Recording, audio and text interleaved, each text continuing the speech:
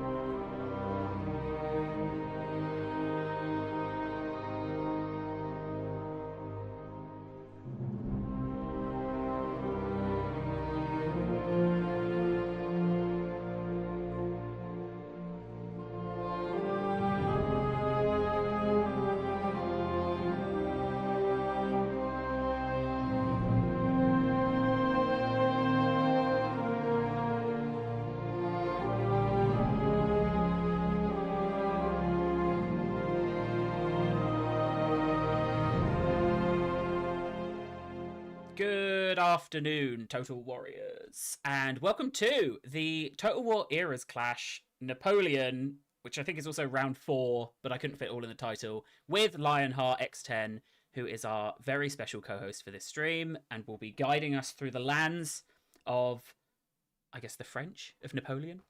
We're going to throw over to him now, just so we can all say hello, and we can check out the leaderboard and see where we left off, I think, a couple of weeks ago. Hello, Lionheart. Hello. I am just going to get the chat up to make sure that people haven't told me they can't hear me. So it's always nice to know if they can or they can't. But how have you been? You've been part of the clash. You're one of the few clashers who gets to commentate a battle.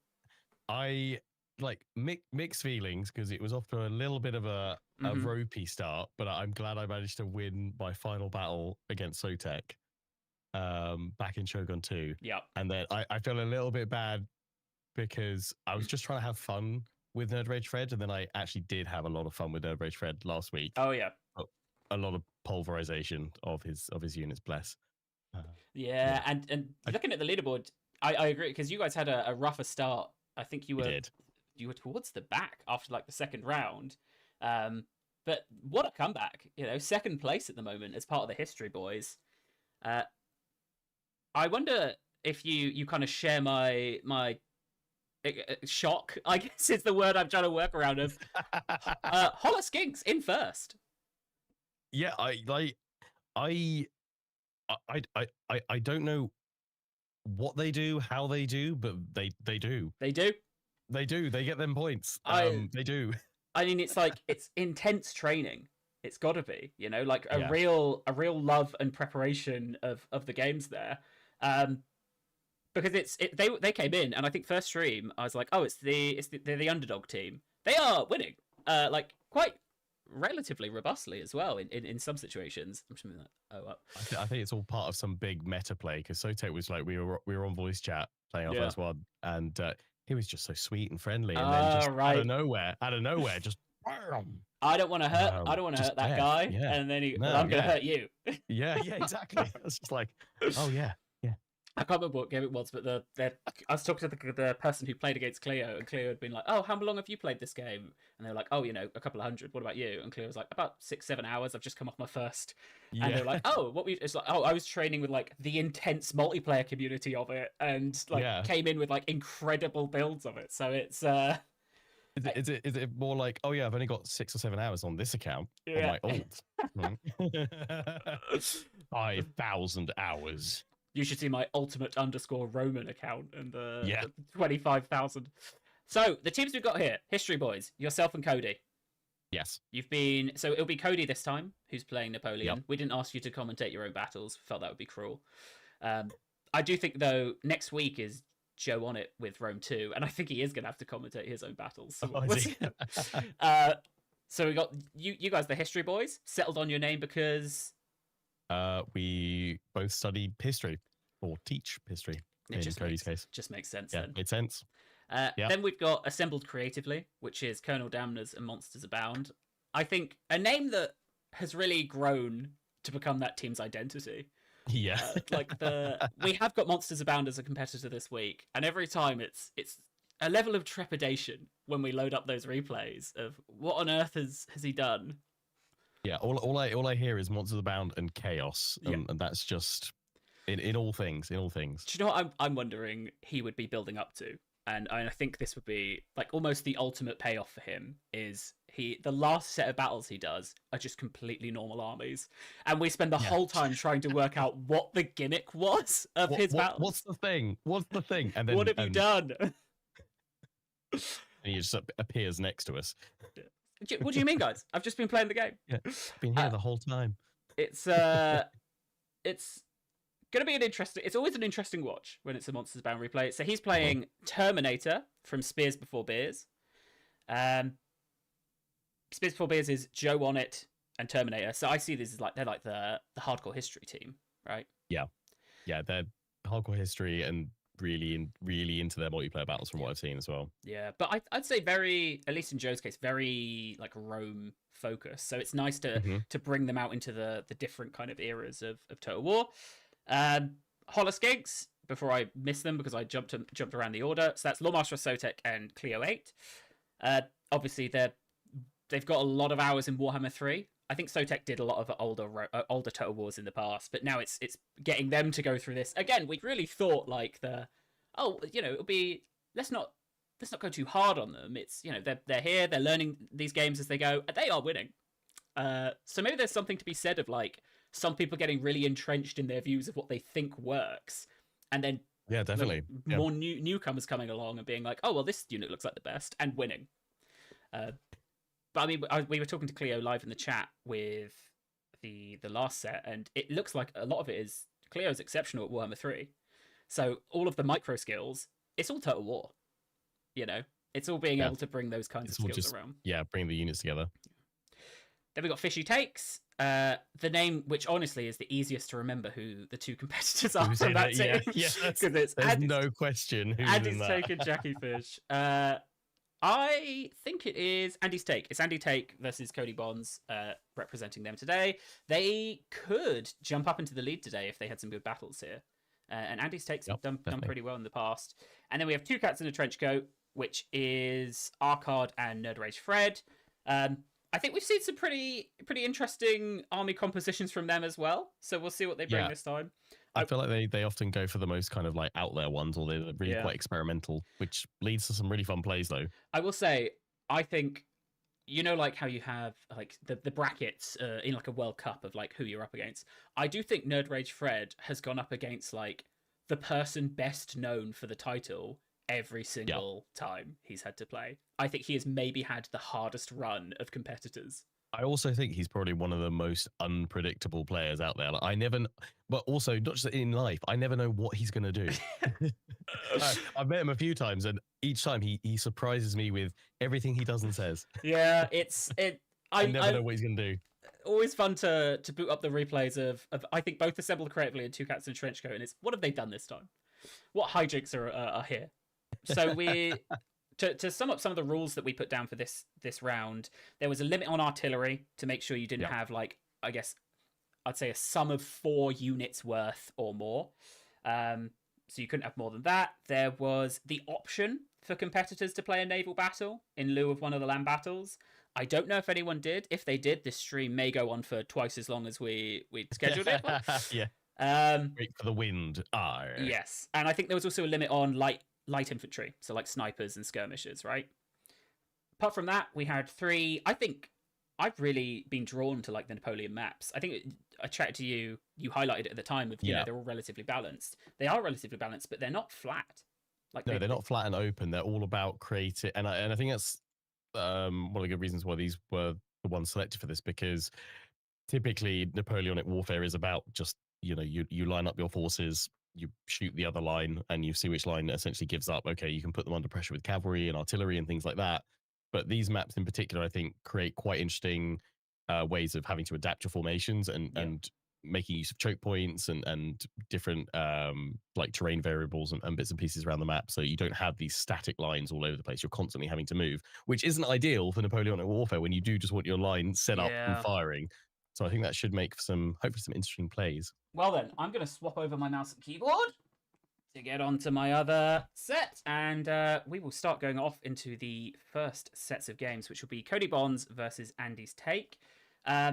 As always, the chat will have the opportunity to influence some of the points that are gained here. So it's 3 points for a win.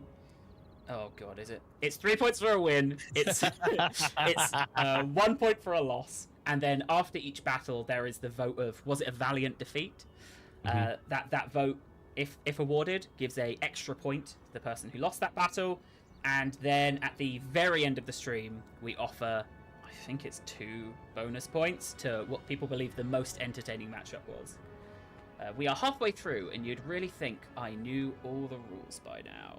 I feel like we missed a trick not having like an X Factor version of like a golden buzzer. Or was that Britain's Got Talent? What, for the host? One of those variety. Yeah. Just like, boom, you're through, or just your army's dead. But I wonder who you would give that to.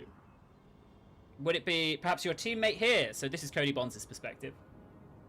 I think I'd go for just the most exceptional play, which so far from what I've heard and what I've seen, has to be elephant cannons. Oh yeah, that was because that was just so spectacular. There was a moment where it looked like monsters might win that battle, and I think we were all shocked at the prospect of that tactic possibly working. Why? The camera shake was something to be admired. So we've got Cody here. I really like this map. He says as the person who chose it. I like the kind of lanes that it offers up here, but also the ability. Like, I doubt anyone's going to be foolish enough to funnel through here, but they do offer a nice advantage if you can get cavalry down through them quickly, unless you're being fired upon from the sides. Yeah, that'd be a lovely place to have a cannon at the other end with some canister shot loaded to fire on through. But yeah, I think as we said, like this is what these maps offer in buckets is there's no ability to really form up a massive single solid line anywhere, so you have to. It breaks up the big fight into lots of little skirmishes, each with their own, kind of perils and dangers. Yes. Have you also just noticed what's gone on here? This is guerrilla warfare. Oh, is it Spain versus Spain? It is. It's Spain versus Prussia, but this is Spain behind Prussia's lines. Oh, he's got the super vanguard deployment. They can go anywhere. So this is going to be, I imagine, relatively quick for Cody to work out if this ploy works or not. But this is a massive gamble on his part, because if it doesn't work, he's now split his army in two. Yeah. This is super dangerous. So I can have a very quick pause here for us to talk about what on earth these army compositions are going to be. Yeah. So Prussia here being fielded by Andy's Take. This looks like a relatively elite force, right? Yeah. I think I feel like the Prussians have fairly sturdy morale compared to some other factions as well, and they're quite. I mean, Prussian efficiency. They're very, very accurate, good reload, and them being foot guards, so they're not going to mess around. Yeah, and this is some 12-pounder cannons. Yeah, big artillery as well coming in. This feels like quite a traditional army, right? That feels that's the very, very traditional, very Prussian force. Yep. Nothing unexpected there, to be honest. Reasonable cannon and cavalry support. The thing is, though, that broadly, that type of army should be able to respond and react to most things that are thrown at it, especially because that infantry shouldn't break easily. Yes. Whereas I feel Cody's gone the complete opposite of, I'm going to pick absolutely everything and anything that Spain has. Yeah. There's still some, it's only 6-pounder, but there is some. Has he picked? Is that horse artillery he's picked? Yep. Because that was a key bit of advice I told him. Of like in prep for this, I was like, go for some horse artillery, because I highly value the rapid deployment and maneuverability that horse artillery brings. So you would have felt like betrayed if we'd loaded in and this was all fixed. If we loaded in and he'd gone for like some massive entrenched cannon, I'd be like, Cody, no, why?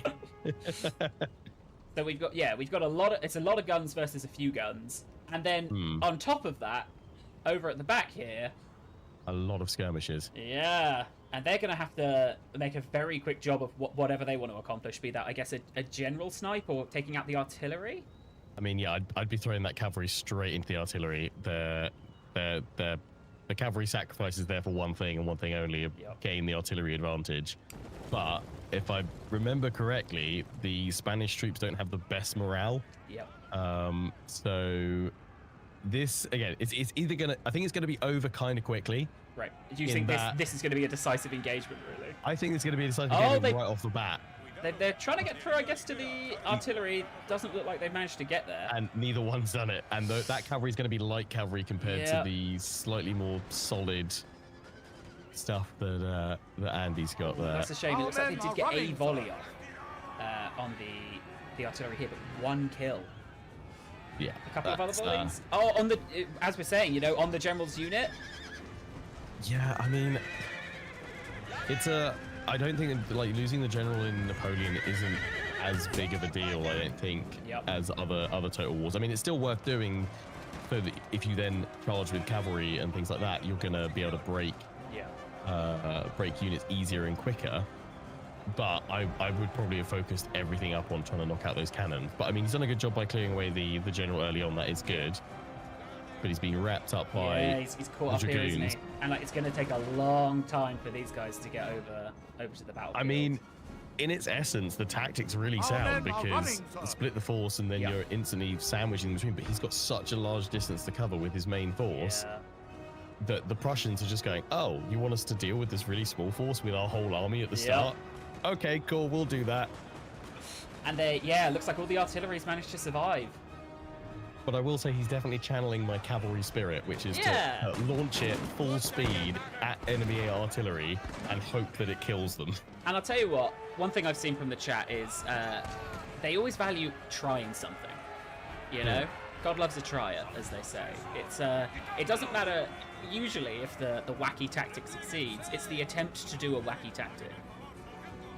Like how chat's instantly saying as well, like me sacrifice. No, it's not me sacrificing the cavalry for once. It's my teammate. Yeah, but it's clearly infectious. It's clearly infectious. The other piece of advice you gave: horse artillery, and also charge in your cavalry as quickly as possible. Yeah, I mean one of those things he's picked, and that's good. We have got some artillery shots going off here, so there is a charge. Oh no, my house! There is a charge coming in from the. I see a cannonball off screen that comes through.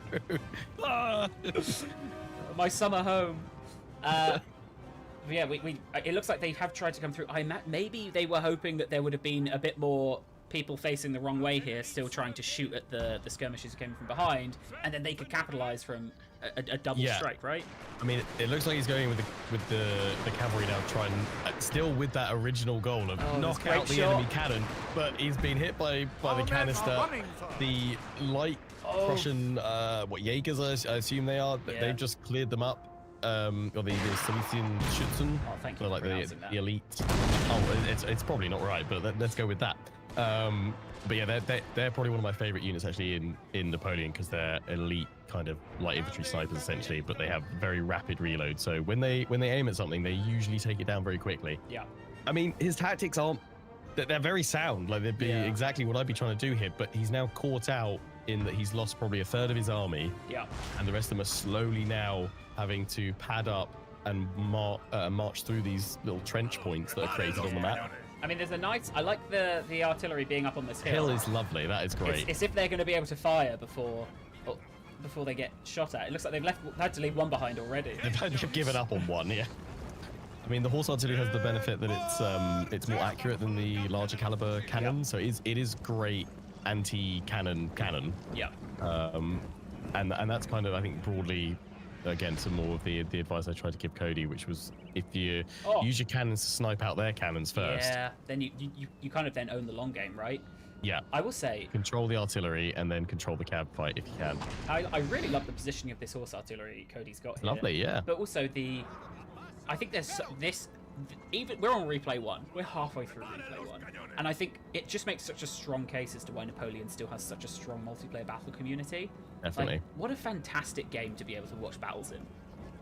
Definitely, yeah. And it's these maps just give that so much variety, not just on what troops you bring, but just how you then utilize them on this kind of lumpy and bumpy terrain, because it forces you to play out the tactic, like different tactics that would have been the kind of core ones of the day. Yeah. I mean, if I was Cody here, these foot guard, there would be a problem, but I wouldn't I guess maybe I wouldn't be looking to make them a problem for myself now. So Andy he's got a relatively static line here. Oh no, they've just started moving. I was saying more, he's going for an encirclement with everything else, right? We've got Dragoons over here, light infantry are gone. I think maybe they might be hidden. Are they hidden from us? Probably hidden. Yeah, I think they're probably hidden, yeah, moving forward in light infantry doctrine. So Cody, I think the recovery for Cody here would be, and I think Andy's now realised that could be the recovery, is to take out these piecemeal units. Yeah. And then... Well, also, he's left himself open on that flank there as well. On Andy's left. Yeah. Oh yeah. Yeah. If he could funnel everything on that, and then he can sweep round. Yeah. He might just be able to claw it back. But he's now got cavalry behind him. Yeah, and a few of these 12-pounder cannons coming through will do some serious damage to a block formation there. Hey, they're shooting into the woods. They're getting a couple of kills from the horse artillery here. Ah, they're gone. They don't even know who's shooting them. They think the trees. I guess at this point, Cody feels like he's under fire, so he's got to keep pushing forward. But it probably would have tried to hold back and again do it in phases. The cavalry phases has been tried and lost. Yeah, and now the artillery phase next. Andy kind of has the run of it with cavalry, right? So these dragoons, I imagine, will mop up this horse artillery, or are they going to go for the general staff? Might try to take out the general.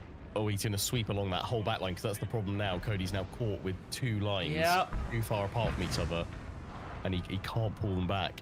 General because staff he's now going to keep marching forward to the foot guard. You can see it on the mini-map. There's a real encirclement going on here. It looks like dragoons have engaged artillery over here. Yeah, so he's now using he's got cavalry superiority to knock out all the cannons, doing exactly what Cody desperately wanted to do at the start. And a really good artillery shot there as well as they walk into kind of sniper range. He's using that light infantry combination to support his main line really, really nicely. Because he's just pulling them out. General staff having to watch as their artillery's killed. Leave us alone! It looks like, over here as well.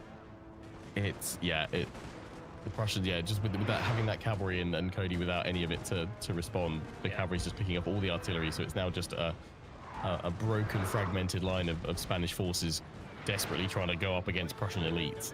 Oh, and I was going to say, a single shot on a cannon here would do... Rakes down the line, that bouncing shot. Yep. I think this is going to be a difficult one for Cody to pull back. Maybe if he can beat this engagement here, because these guys aren't really doing too much. They're shooting just this one unit. Right? Your general has been killed. Is that heroic? That's heroic. Yeah, that's the general munched. Oh, there's the dragoons responsible for it as well. Looking very smug. I mean, broadly in Napoleon and Empire, it's not necessarily game over if you lose all your cavalry because your infantry form square. So you have a very potent way of seeing off cavalry, but where he's now lost his cavalry and his cannon, and he's just being blasted repeatedly by a mix of light troops, line infantry, and the artillery that, and he's been able to keep back the whole time unpressured. That's really unfortunate for Cody.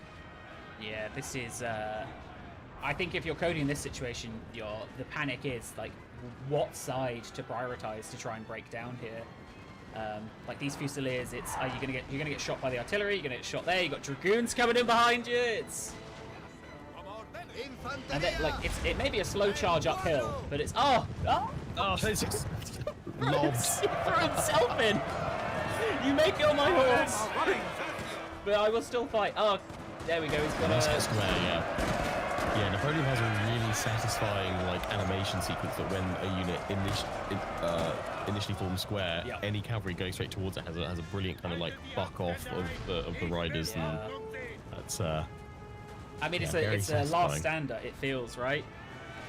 Yeah, definitely. Yeah, but I mean, the problem is now, and this is a reason why you would throw cavalry at lines, force them straight into square. The artillery goes, "Thank you very much," and then just fires shot after shot in. Becoming a bit more of a circle. Unfortunately, Cody, no matter what he does, he just can't win. Yeah. Because Andy's got the troop composition to kind of match whatever he plays here. Well, I guess the good news is there's still the limit of you can only use each faction once, right? Yep. So we won't see pressure again for Andy. They're really good all-rounder. I don't think they have the widest pool of units, but the core troops that they do have are just solid. I'll tell you what, as I was looking through the replays, I realised I saw like the first 5-6 seconds of some of them. I did originally panic because I thought something had gone wrong, because I did see one match where it was 2 sets of Ottomans against each other. I was like, this can't be right, something's going wrong. I saw very little France. Yeah, I would see. Oh, okay, that's surprising. Yeah, I would have thought like Great Britain, France, and probably Prussia would have been like the main, or maybe the Ottomans as well, because they've got some really varied troops in there. Yeah. And they have like a potentially heavier melee focus that you can do some interesting stuff with. Yeah. Spain is definitely an interesting pick, but I think it's because he's looked at that light infantry heavy focus, which if you can pull it off, the ambushes and the kind of the light infantry long range sniping is very effective. Yeah. And we've still got the Walloon Guards. And that guy who's hesitant to join his map. Yeah, he's like, oh guys, I left my wallet back at that house. You get started, I'll join, I'll snipe if you form the front line. Yeah. And so is, I guess, Cody maybe here going for that last stand of, well, at least you can't hit me from the sides. Because I think that's effectively all that's left, right? We've got a unit of something. Oh, there it is, Fusiliers over here. Again, Fusiliers, a word I've not really said. Is that Fusiliers, yeah. Because I looked at it and I was like, could it be Fusiliers? You could say Fusiliers. Would it be I think you'd be better off probably saying Fusiliers. Honestly, these games, every time I do an ERAS clash, I look at a unit and I go, I've read that word a lot. I've not really said it out loud. Like, how many times have you said Walloon Guards? Oh, do you know what? You're a Let's Player, aren't you? So probably more than I am. I don't think I've ever done a Spanish Let's Play, actually. So, yeah. Well, there you go. I think we'll fast forward to the dramatic conclusion of just these Fusiliers. I mean, the problem is he's trying to form them up, and he's securing his flanks, but he's up against light infantry, so he's outranged. Yeah, that is. Oh god, he took a lot of losses. 242 kills though. He didn't manage to dish out much damage, unfortunately. We can see at least who was the MVP for Cody's army here. The Walloon Guards. We knew it. You know? Oh no, it was the Fusiliers. Fusiliers 33. And I think the upsetting thing is seeing these units, right? These guerrilla units. Yeah, they didn't get a chance to do anything. Yeah. Yeah, because they're kind of they're sort of a mid-tier cavalry unit, but they got shot to bits on the approach. It was a gamble. It wasn't one that paid off, but we appreciate seeing a gamble. Yep. Right, let me flip us on over to the leaderboard and we can see how that's affected. Steve in chat, please feel free to kick off the poll. Would you... Oh, look, you're going to be so biased. This is the downside of having a teammate on the... Would you call that a Valiant defeat? I think it was a valiant effort trying to employ the Vanguard units and to pressure him from both sides. I think it would have been a valiant defeat if it had ended within the first 5 minutes. Yeah. After that, I think as it stretched on, he tried. He had nothing else left to give, didn't he? Yeah. I think it was a valiant effort. Yeah, I think the guerrilla attack is, and Joe, I was surprised we didn't see more of it in Shogun 2 with like Kisho Ninja around the back. Yeah. I think that alone for me would make me say you tried something, and if it had worked, would have been fantastic, right? Yeah, and that to me is what I would call valiant. Is there was valor in what you did. There was a valiant try. A valiant try, as the terminology isn't. While that poll's running, so you guys are free to vote on if you believe that was a valiant defeat or not. I think we can roll into the next game. Traditionally, I sit here and I wait for the results, but I think we could just live our lives and keep going. Especially as Napoleon is a much longer battle game than some of the others. Oh, Ottomans. Here we go. This could be Ottomans versus Ottomans. Oh, and this is, as I said, this is melee focus to the max. Is it the Bashi Bazooks? Or the Kemet Janissaries? So we got Kemet Janissaries. Thank you for saying it first. We have some bombardment mortars at the back. It's a lot of Janissaries, a lot of mortars. Oh, it's my boy. You've gone from immovable artillery. Why? What? This is... Okay, we said it, 10 minutes ago. We love a try, And this is... If this works, fantastic. If this works, he's trying different things. Fair play, fair play. If this is the Ottoman versus Ottoman I saw, then it'll be interesting to see what the opposite of this is, because I feel like that's... Andy's take seems to be a very, elite, smaller force kind of player is what I've seen. This isn't... I wouldn't describe this as an elite small force.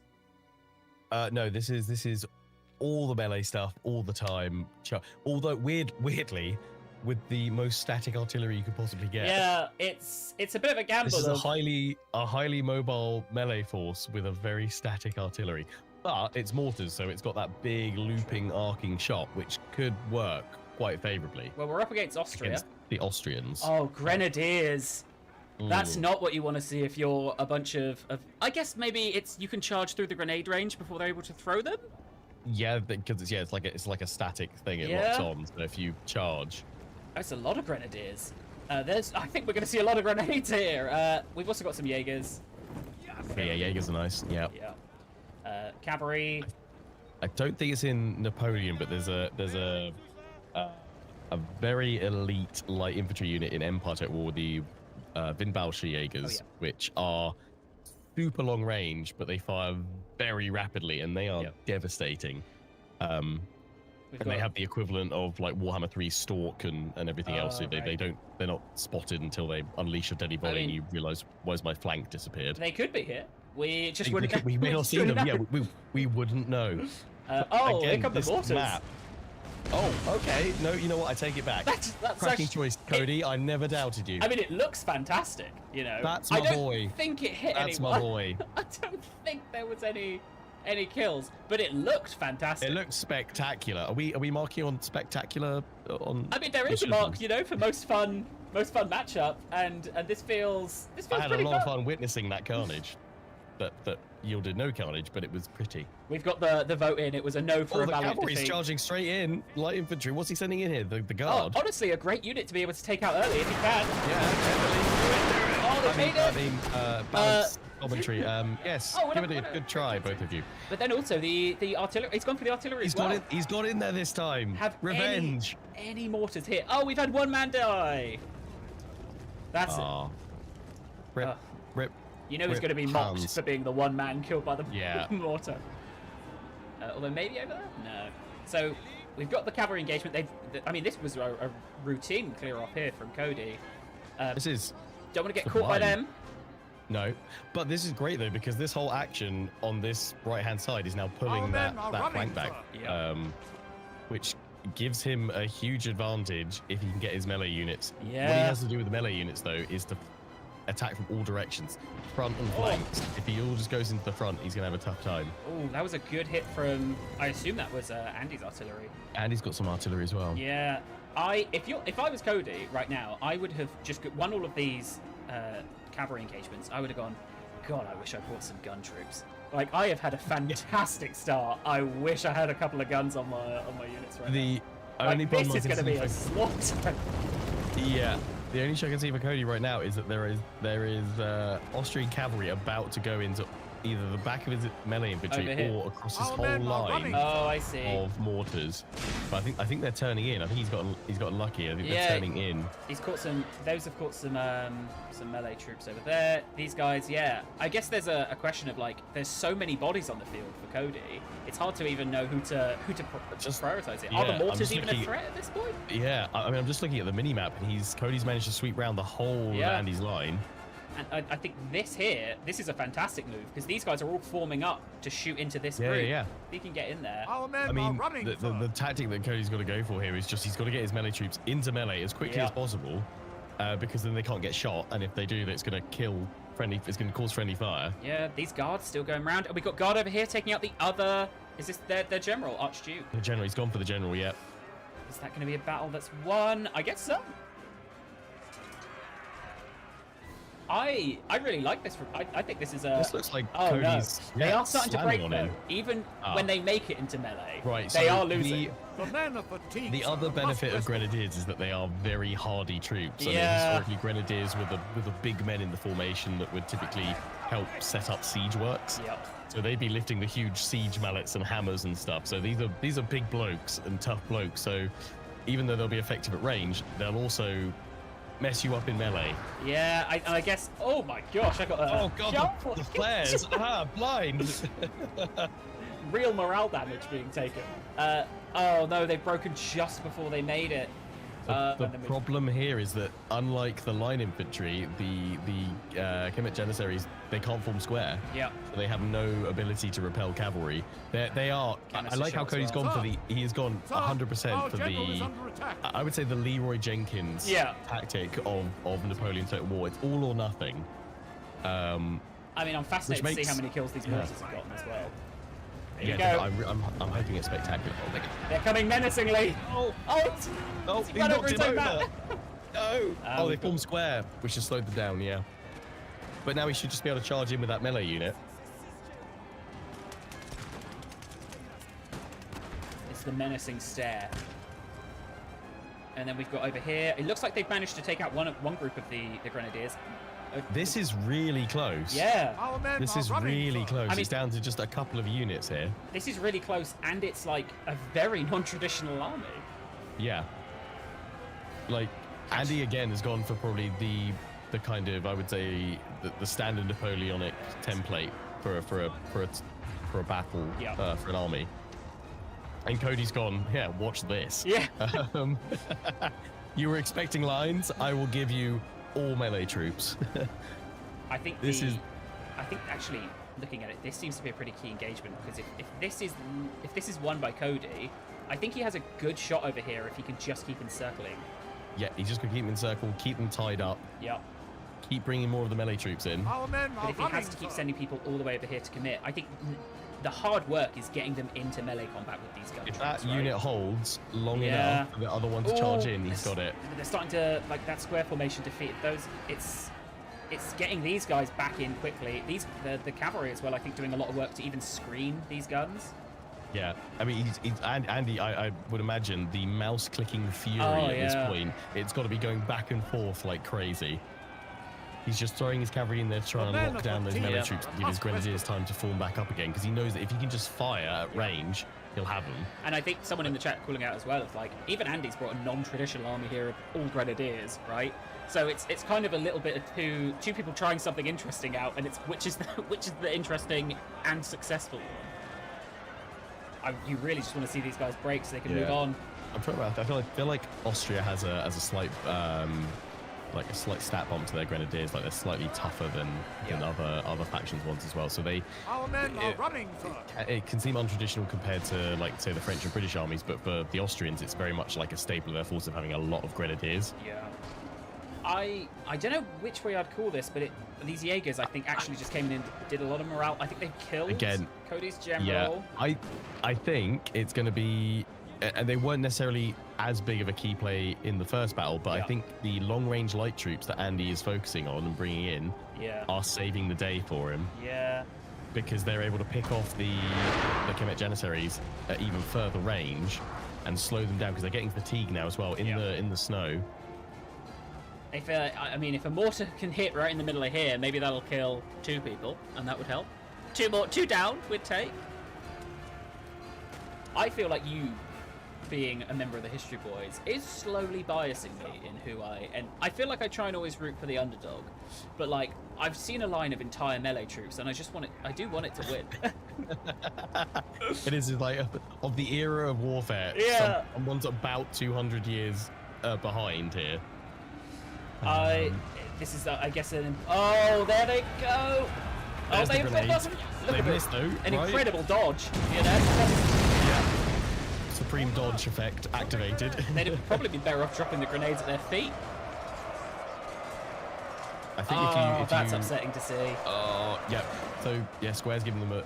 I think Square also applies a little bit of morale buff, so it's good if you toggle in between that and line, so it can actually like stabilize a unit quite nicely. Yeah, and I think unfortunately, that has just shifted it. Yeah, because now all cavalry he's is got broken is through. artillery. I mean, it's still going. You know, the artillery's still shooting out, but I mean that a lot of them hit a rock. So wow, I think it's looking like this is probably going to be a Our loss, men are and I running think a for- fantastic effort from Cody for Oh, with a very definitely. difficult army. I mean, I would say a good 2/3 of this, Cody was well ahead. Andy has had to put in a substantial effort to dig in, outflank Cody with his long-range Grenzer units and long-range skirmishers. Yeah. To just pull it back. Yeah, this is someone in the Like chat.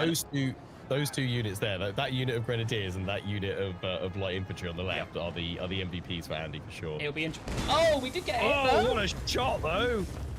How many down do you think? 2? Oh yeah, looks spectacular, It but does. actually Our fell men like a are feather. running, sir. And I think that is. Unfortunately, I think that This is probably incredibly Cody, right? I close. think there's just this unit here. Oh, so unfortunate. That was the last mortar shot, and do you know what? To end it with actually hitting, I think is nice. A nice legacy for them. The shots come in. There is nothing quite like the kind of rippling They're volley of Napoleon. I mean, I'd call this more of a jog. Yeah, I'd. Yeah, they're giving up. They're going home. I don't blame them facing that many grenadiers. No, not at all. There we go. All right. So, I mean, look at the deployment numbers there. Oh, that is incredibly close. Andy's sticking with small, high tier, high quality armies, whereas Cody's going for kind of mass. Yeah. He got a lot more kills this time, which was good. Yep. And let's see who the. Whoa! One unit. Janissaries, yeah, they connected. They Yeah. do some damage. 114 is. I mean, that's an eighth of Andy's army was taken out by just these Janissaries. He got 90 with one of his cavalry units as well. It's What about the artillery? What were the numbers on them? 10, 3, 5. They look good though. Yeah. I mean, it added a lot of flair. You know, quite literally a lot of flair to the. So that puts us at a second point for Cody, who I think a fantastic show of entertaining us. It is going to be up to you guys if you believe that's a Valiant defeat. What's your take on that one? Yeah, that wasn't only a valiant effort. I think that was a valiant defeat because especially with the army build that he went with there, that was always going to be. Even I feel like he's increasing the risk factor every single battle so far, Cody. I didn't think he could really up it much more from the last one, but that one was. I'm very excited now for the third one because how can he top that? But it's all he really pushed it, and he nearly beat a highly trained elite force of European line there. And is that not the Hollywood dream? To see an elite force taken out.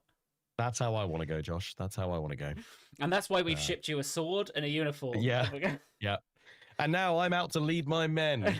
That was Lionheartx10. Yeah. Then we'll see where that goes. I reckon that's going to be a Valiant defeat. I think that is. I think so. Yeah. It's a fantastic effort. The extra 2 points I've just awarded to Fishy Takes is because they have officially won the best of 3.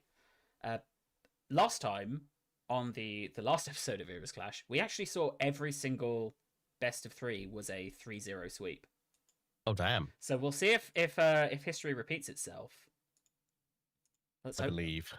I believe in that cracking goatee.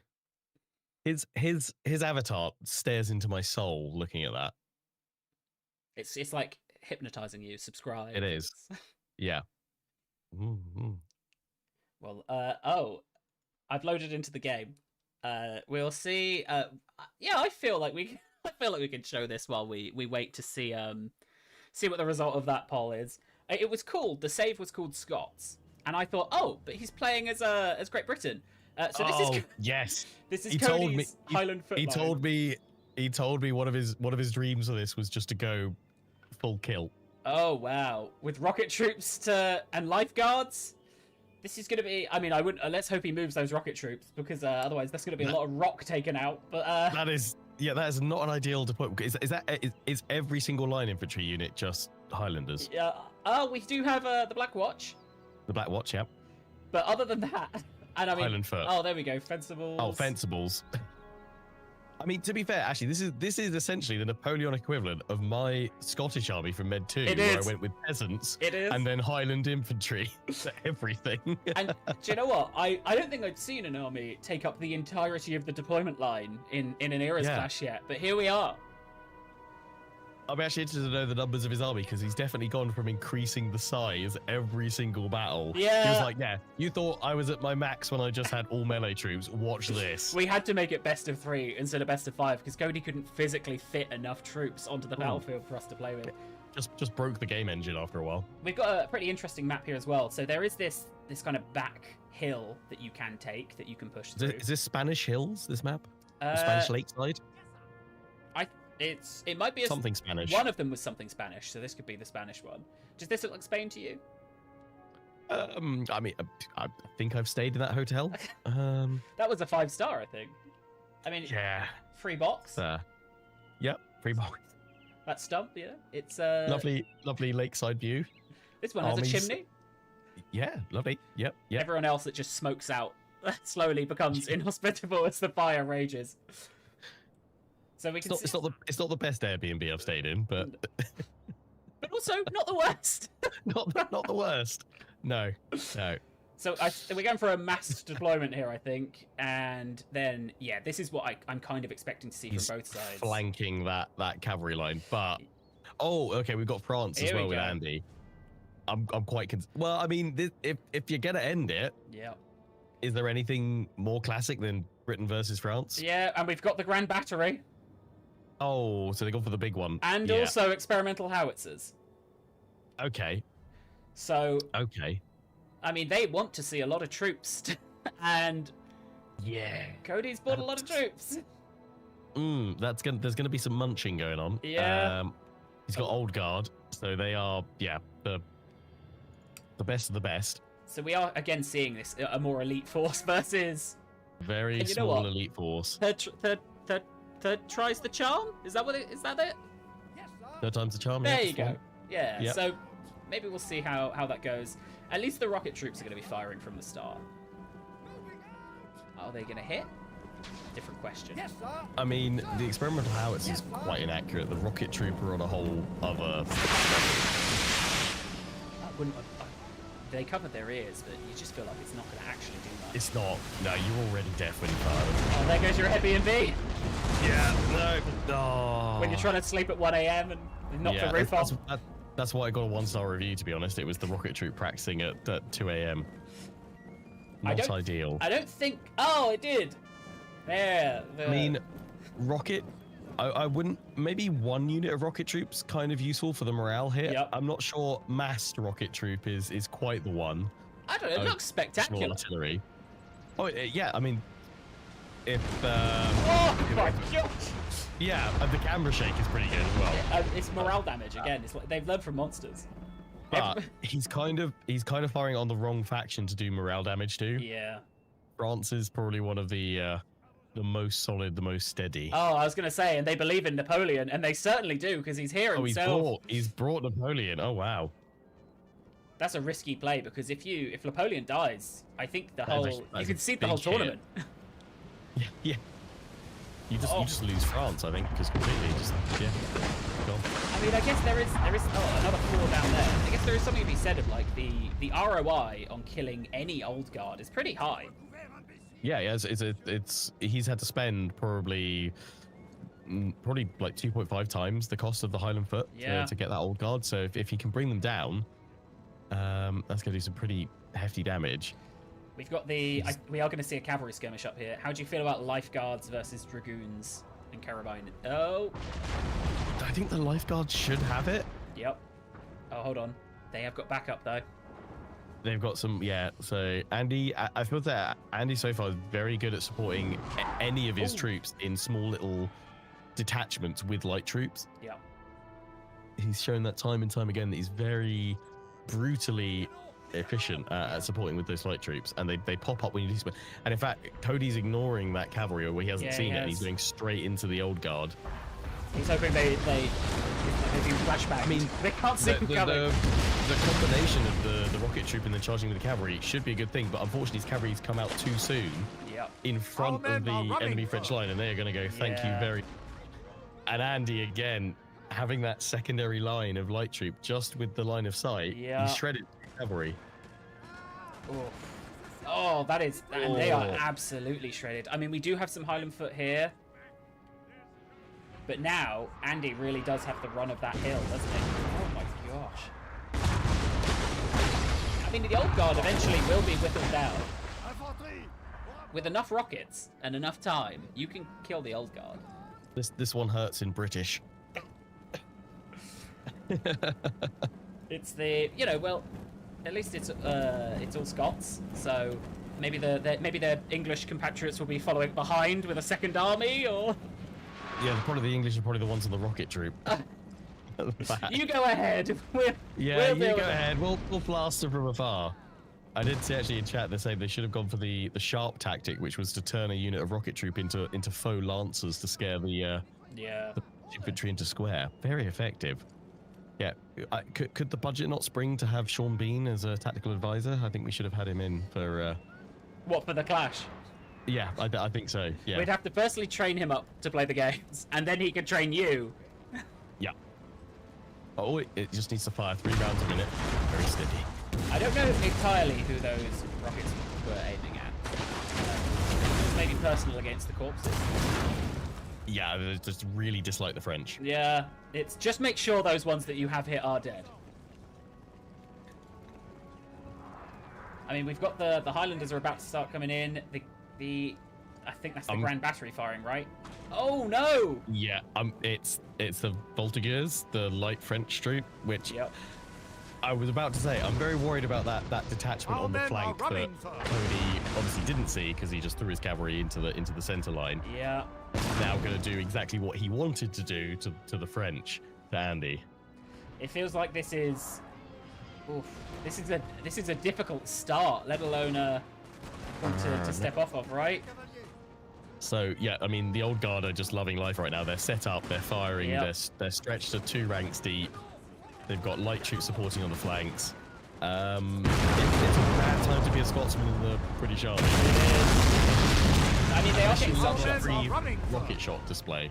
I mean, I think the thing is, the advantage Cody kind of has here is his front line can die, and they spend all this time peppering them, and then the second can start shooting immediately. He has a lot of people. Yes. To be killed by the French. A bullet's a bullet.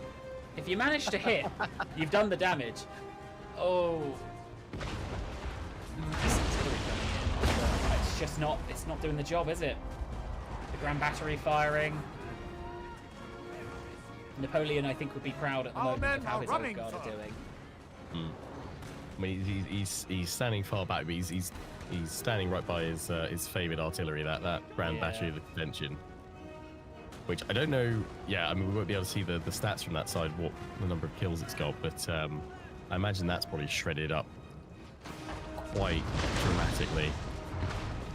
I mean, you know what? It looks spectacular though. It looks great. It is. I feel like there are some lamb to the slaughter moments here with some of these remaining Highland foot. I mean, they're pushing back up here.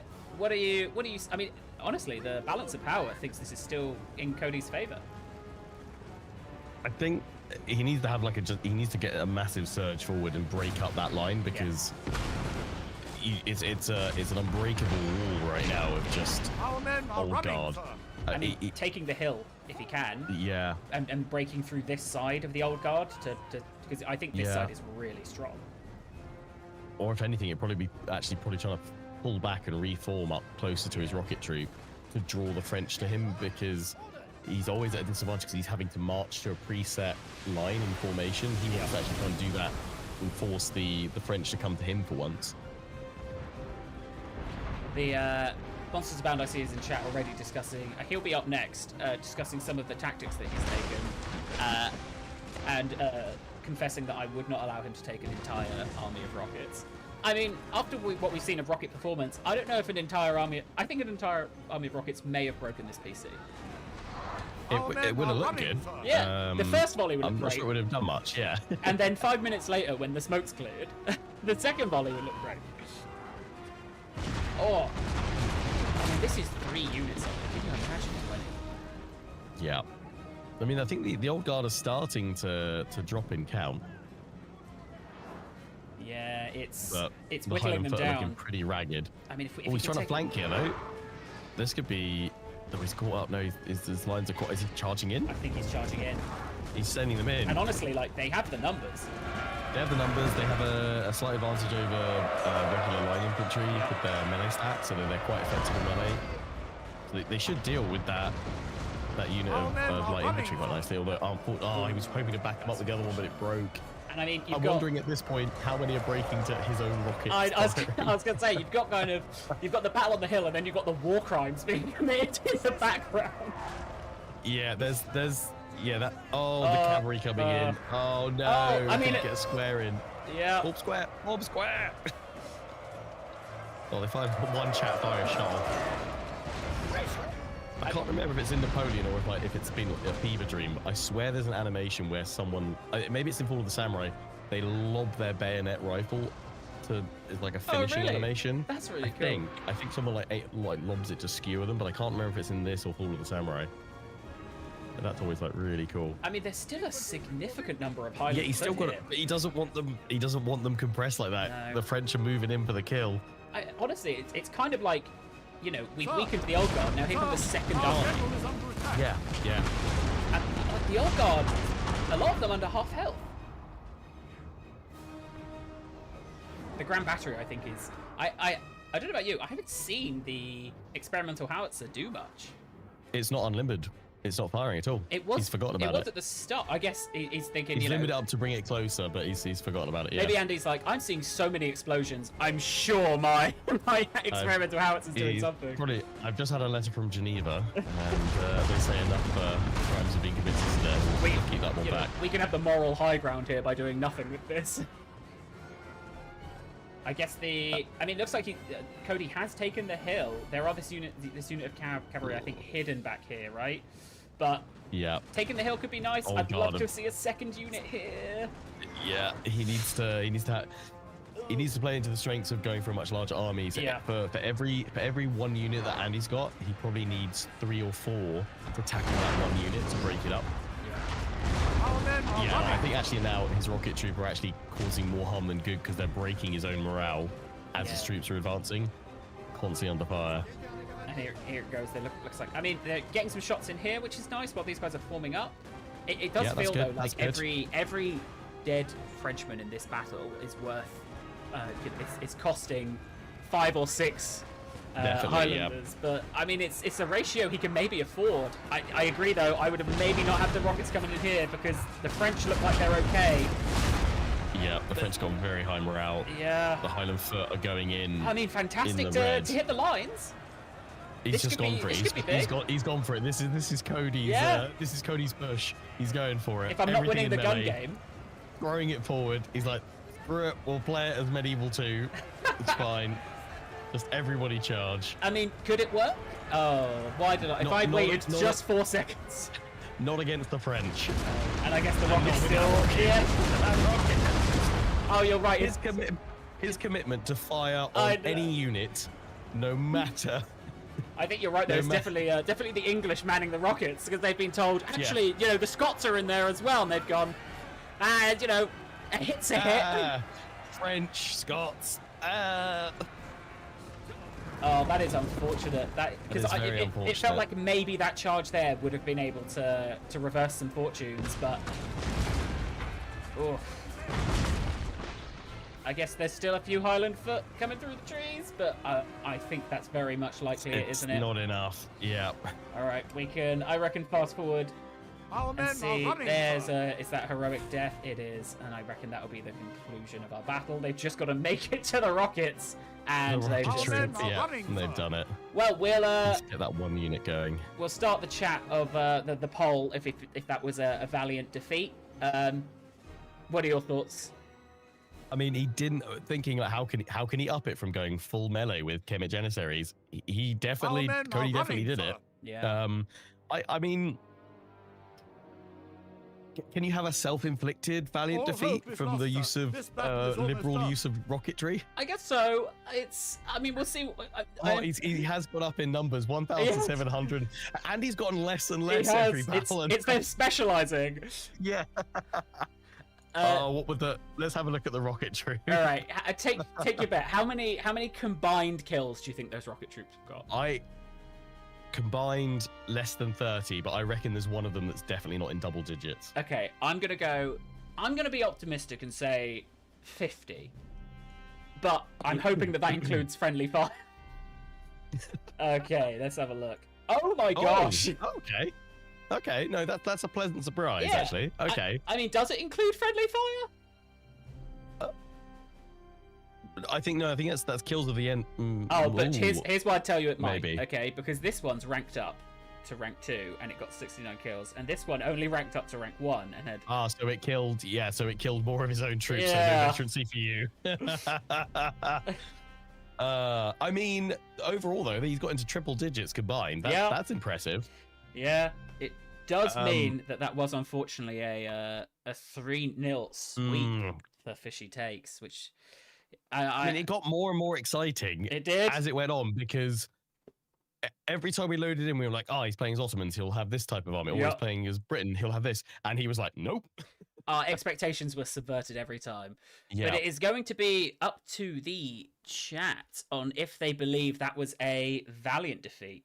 So we're up to 4 points because the last one was Valiant. So it's whether Cody gets 5 or 4 is kind of chat's decision here. So we've got the poll going. I feel like it's a Valiant war crime. Yeah, I think it's an interesting one because I just hugely respect what Cody was trying to do. Yeah. You know, and it's like Valiant defeat in terms of, was it super, super close? Maybe it's like maybe not, but there were moments in that battle where it felt like it was. I think it's like the first battle again. It was a valiant effort. Yeah. I'm not sure if it was quite a Valiant defeat. Yeah. Especially when he charged all the rest of his troops in and bombarded them with rockets at the same time. Yeah, I think it's okay. Maybe there's something to be said there, but I think there's something about taking such an interesting army and really committing to it for over 3 battles when it didn't work for the second, and it didn't work. It didn't work for the first, and you've lined up and got on that third, and you've gone this one. The determination to be different. Exactly, and I think that's against the mold of traditional Napoleonic warfare. Yeah, is to be commended. I think also a contender for most entertaining matchup. Definitely, yeah. The rockets, that was sublime. I mean, we've had rockets, we had an all melee army, and we had what was the first? Something. Oh, the attack from the rear, right? It was the. It ain't a Napoleonic war crime if it ain't sublime. Yep. There we go. That's the tagline. Thank you. We'll make that that'll be the short. Oh dear. Okay, I am just going to start booting up our next set, which will be Terminator versus Monsters Abound. Have you had the pleasure of battling either of those? I have not battled either of them. Based on what you've told me, what I've seen of them both playing so far, I also going into this, I don't know what to expect. Like, I feel like monsters could do absolutely anything. Yeah. So I'm kind of at this point expecting Skaven to suddenly appear in this. That's the kind of the level. Yeah, the kind of level I'm expecting. And Terminator, I feel like will put up like I feel like Terminator is going to take a similar approach to Andy. It's going to be like a really elite, well-drilled, smaller force. Yeah. That he can rapidly deploy. And we are going to be seeing this from Monsters Bound perspective, so we will immediately, instead of the shock of seeing it emerge from the trees, we will immediately be able to see whatever's gone on here. Again, like, maybe the biggest twist is Monsters Abound has taken a completely traditional army. Yeah, maybe he's just like, I'm just going to do it normally today. That would be, I mean, that'd be fantastic. No one would ever see that coming. Right, how are we looking on? It is a Valiant defeat, which is, I think, nice. Well. Yeah, it was a really valiant effort. So I mean, yeah. I honestly, I hope Cody would have just been able to push one victory there, because I think he was really trying. Relative, he really pushed the boat out. Some very non-standard armies. Yeah, I wanted one of those to pay off so badly for him. Yeah. Monsters, could you confirm who you were in this? Which faction you were in your first battle? Because I've loaded it up, and it is every faction. It's a set of red units in the blue deployment zone, which makes me think I actually have Terminator's perspective, and it's thinking it's the other way round. I'm seeing you as Prussia, but that doesn't feel like you. And this also looks relatively traditional, which also doesn't feel like you. I'll just fast forward till we've had the deployment, and then I will take us into the battle. Okay. Yeah, Monsters thinking hard, trying to remember exactly who it was, because I definitely thought I downloaded Monsters about the Terminator's replays. Yep. But the game, I mean, I'm looking at the other army, and it's got to be Monsters Abound. It's like the other one is just an absolute monstrosity. Yeah, I'm actually quite comfortable calling this as the replay just was the other way round. Okay, so let's have a look at what we've got here. So this is Prussia, which seems like a pretty traditional army, right? And this is, I believe, the Terminator. Yep. The fact that Monsters has just said I had a black and yellow flag, whoever that was, I can see the level of historical accuracy that's gone into the army. Oh, well, they're getting attacked already. Well, we'll pause there, because that's a little preview of what's to come. So we've got a relatively traditional army here by the looks of it. Musketeers, foot guards, grenadiers, like a really good mix. Yeah. Always nice to see the Musketeers. You know, a happy group. They're a good little fiddler unit. I mean, they're their equivalent of the standard line infantry. He's got some militia in there though as well. So sacrificial peasant unit returns. Everyone's done it at every stage. Had a sacrificial unit at some point. You got a little bit of money left. Some varying sizes in artillery. Yeah. I think mostly 6, but 1 7 there, and some musketeers. Well, let's flip on over to the other side. That's a broad line as well that he's got. Well, we've got some cav. Austria. Okay, we've got some rocket troops. We've got some cav. There's a little bit more cav over here. And finally, topping that off with some cav. There wasn't a cav limit, was there? No, there was not. So we have 3 sets of rocket troops, and then we have just a small contingent of cavalry. I mean, I don't want to share any personal information, but is Monster's first name Leroy, second name Jenkins? I mean, it's... do you know what? If you've got rocket troops and you think, I don't want to waste the people to have to sit here and defend them, all horse is a great option for that. This is going to be very interesting, because this will require a huge amount of skill managing all of this cavalry effectively. It can be done. Like, this can be done, but he's got to essentially feint with one unit and then have 1 or 2 others to then flank and strike all that infantry. So for those of you who can't tell, this is Monsters in blue in Austria. And we have the Terminator in red here. Found the loophole. Yeah, the loophole is if it's got 4 legs, you can bring it to battle. Yep. Oh, there is some counter shots going in. Not quite as many as... Oh, and do you know what scared the horses? That's good. Yeah. Disruption on the enemy artillery. That's a good focus. So I reckon at this point, and I imagine, Lionheart, you can see why when I loaded in and I had this army in the deployment and you were like, no, there's no way. It's got them the wrong way around for sure. I mean, definitely the mobility game has gone. Monsters. So he's gone for max mobility, and he's just trying to out-click, I would have thought at this point. Terminator, of just fire all my cavalry, and he can't be everywhere at once to click each unit, to form square, to redeploy, to move around. If I just throw everything I've got in at him, he's broken though. It's not nice That to is see unfortunate. horses lose the horse battle when you're an all-horse army, you know? Unless you're secretly part of Big Glue, in which case True. stocks are going up. This is if we see people running in and out of this corner of the map with wheelbarrows, Yeah. I think turning those guys around was a good shot. I think this actually choke Oh, point he's here caught from Terminator. all of this unit without any square. But I think it's because he's caught up on the flanks. Monster's basically gone, I will yeet everything into the Yeah. flanks, distract you, and then I will charge properly in the center and wreck your infantry. there's some going on here as well. But I actually think this is a great counterpunch from Terminator, right? Because sure, Monsters is going to kill these units, but then all of these guys are shooting the massive horses. So I think I think it's great. I think I want to see these musketeers break very, very quickly. Otherwise, These guys are going to start firing. There we go. Those are grenadiers as well. yeah. Oh, I mean, He's yeah. got to start spreading them out because otherwise that is just a blob of glue. They need to all be engaged really for this to Yeah. work. Otherwise, it's just going to be one by one being shot down. Yeah. If you're going to pin them from the front and then getting in on the flanks, he would have torn them all apart very quickly. He's going in for that artillery though that's He left is. completely undefended. And I think he'll Very get the smart moving artillery. through the trees there because the artillery's getting caught on the trees. I think the problem's going to be when these boats turn around, much like He's- as we're seeing. He's clearly been speaking to Cody about how danger close to fire your rocket Yeah. troop though. And how it's not a problem. Our men are running. I mean, it's great to see the cavalry manage to get some good engagements here. I think this line of gun troops here is going to be a problem. Also, those rocket troops, I don't know if they're going to last much longer. I think the general is back here. Yeah. That's I going to be the only mean, defense. Terminator, I would have thought at this point is just thinking, I just have to hunker down and weather this cavalry storm. Yeah, And then victory is mine. yeah. I mean, the balance I'll of shut them power all to bits. seems to think that this is a foregone conclusion. Yeah.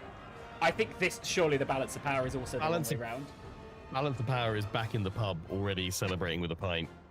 We managed to sell every one of our horses to this Monsters Abound guy. Yeah. We're rich. Yeah. You want to hear a great joke? We sold all the horses. All We of killed them. their generals. Some Now of them they were already must dead. pay. And I think that is, it's definitely got this the wrong way round in terms of the balance of power and the general dead. It's even the game when I booted it up thought this can't be right. Tried to flip them round, but that is, I believe, going to be the end. So, It's yeah. what are your thoughts then on Steve? Feel free to throw up the poll. What are your thoughts on a Valiant defeat here? Glorious victory. I mean, sir, I- is soon to be yours. I'm not sure it was a Valiant defeat. I think it was more of a Valiant opportunity to break the glue market, really. I mean, or the whole meat market. Did lose less people. Yeah, that's Did have a third of the number. 12. Hold on, Lionheart. You're not being fair. Count the horses, and that's 1,224. Yes, okay, yeah, sure. Rider and horse, yeah, Exactly. So, there's... and we get to actually see, because obviously it thinks from Randy's perspective, gets to see some of the stats of the gun troops here. yeah. Terminator. Yeah, oh, sorry, yes, Terminator. My Musketeers doing really well. Fusiliers. It looks like actually the cavalry won the cavalry game. Yeah, they managed to counter quite nicely. Yeah. His artillery not really doing much, but it was probably just very confused, going, "What's happening? Why?" Yeah, as were we all. All right, I'll back out and I'll start looking up the next one. Again, I feel like I'll be immediately able to tell who I've got on the replay. I agree with Sir Vulcan in chat. It was a Valiant something. It happened so quickly as well. I'm still not sure I processed it. Yeah, well, Resi Leaf said I had to leave for a moment. What did I miss? Oh, it's over. Oh, you are going to be very happy with what I've just loaded up. Do you know what? While we're waiting for I'm gonna. Is it a naval battle? All right, we do have a naval battle. I want a naval battle so badly for this. I don't know if we're monsters Amazing. or if this is monsters or this is going to be Terminator because it's in red up there, so it has got the true the true colors. So Lovely. we'll Oh yes. we'll fast forward because I reckon there'll be a little bit of fast forwarding in our naval battles. Yeah. gone for once a the line engagement goes. So this is, I reckon, Andy. And again, I think we'll know if that's confirmed. You Oh, mean sorry, Terminator. yes, Terminator. Do you know what, Lionheart? I'm so glad you're here because as soon as I get a name in my head, it's stuck. Okay. From the British here. So who's who? Terminator's Spain and Monsters is Britain? I'm pretty sure Monsters is Britain. We'll need Monsters to confirm in the chat who he is. I'm pretty sure Monsters is Britain. Okay, so what have they got? They've got heavy first rates. Monsters is Britain. Monsters is Britain. Okay. I mean, to be fair, with the rules that we set with 5 ships max, there's one or two things he could have picked to make me really scratch my head, but this is quite a solid force. It's going to be whether or not they can figure out the right way to kind of utilize the wind to maximum their formations. Yeah, I mean that's a lot of cannons on this ship. So the Santissima Trinidad. Yeah, there's 140, I think, something like that. Yep. I don't know if you saw any of the. That's a big boy. The Empire stream that I did yesterday, but my naval battle was where I had effectively the same ships as them +1, and I just managed to win.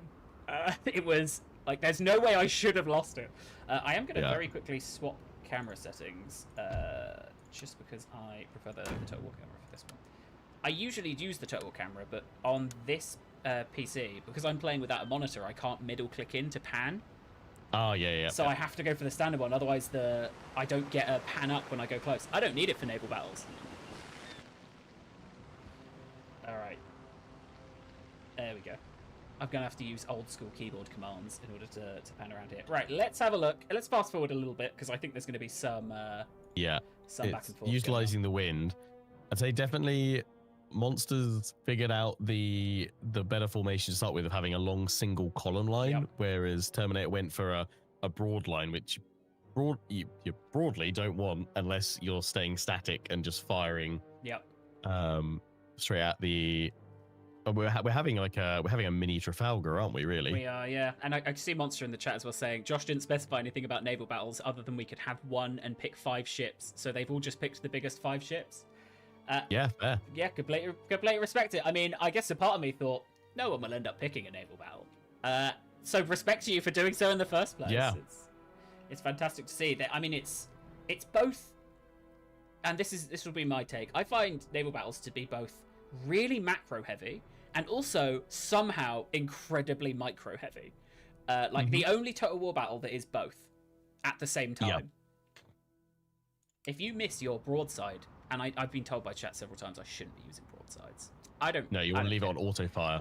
Yeah. I like my broadsides. Only time to use a broadside is if you get really close, switch to shrapnel, and then rake down the side. Manual control on that. But it's just fun to press. You know, like that's the key of it for me. I like seeing the red line. I like pressing the button and watching a line of cannons go down it.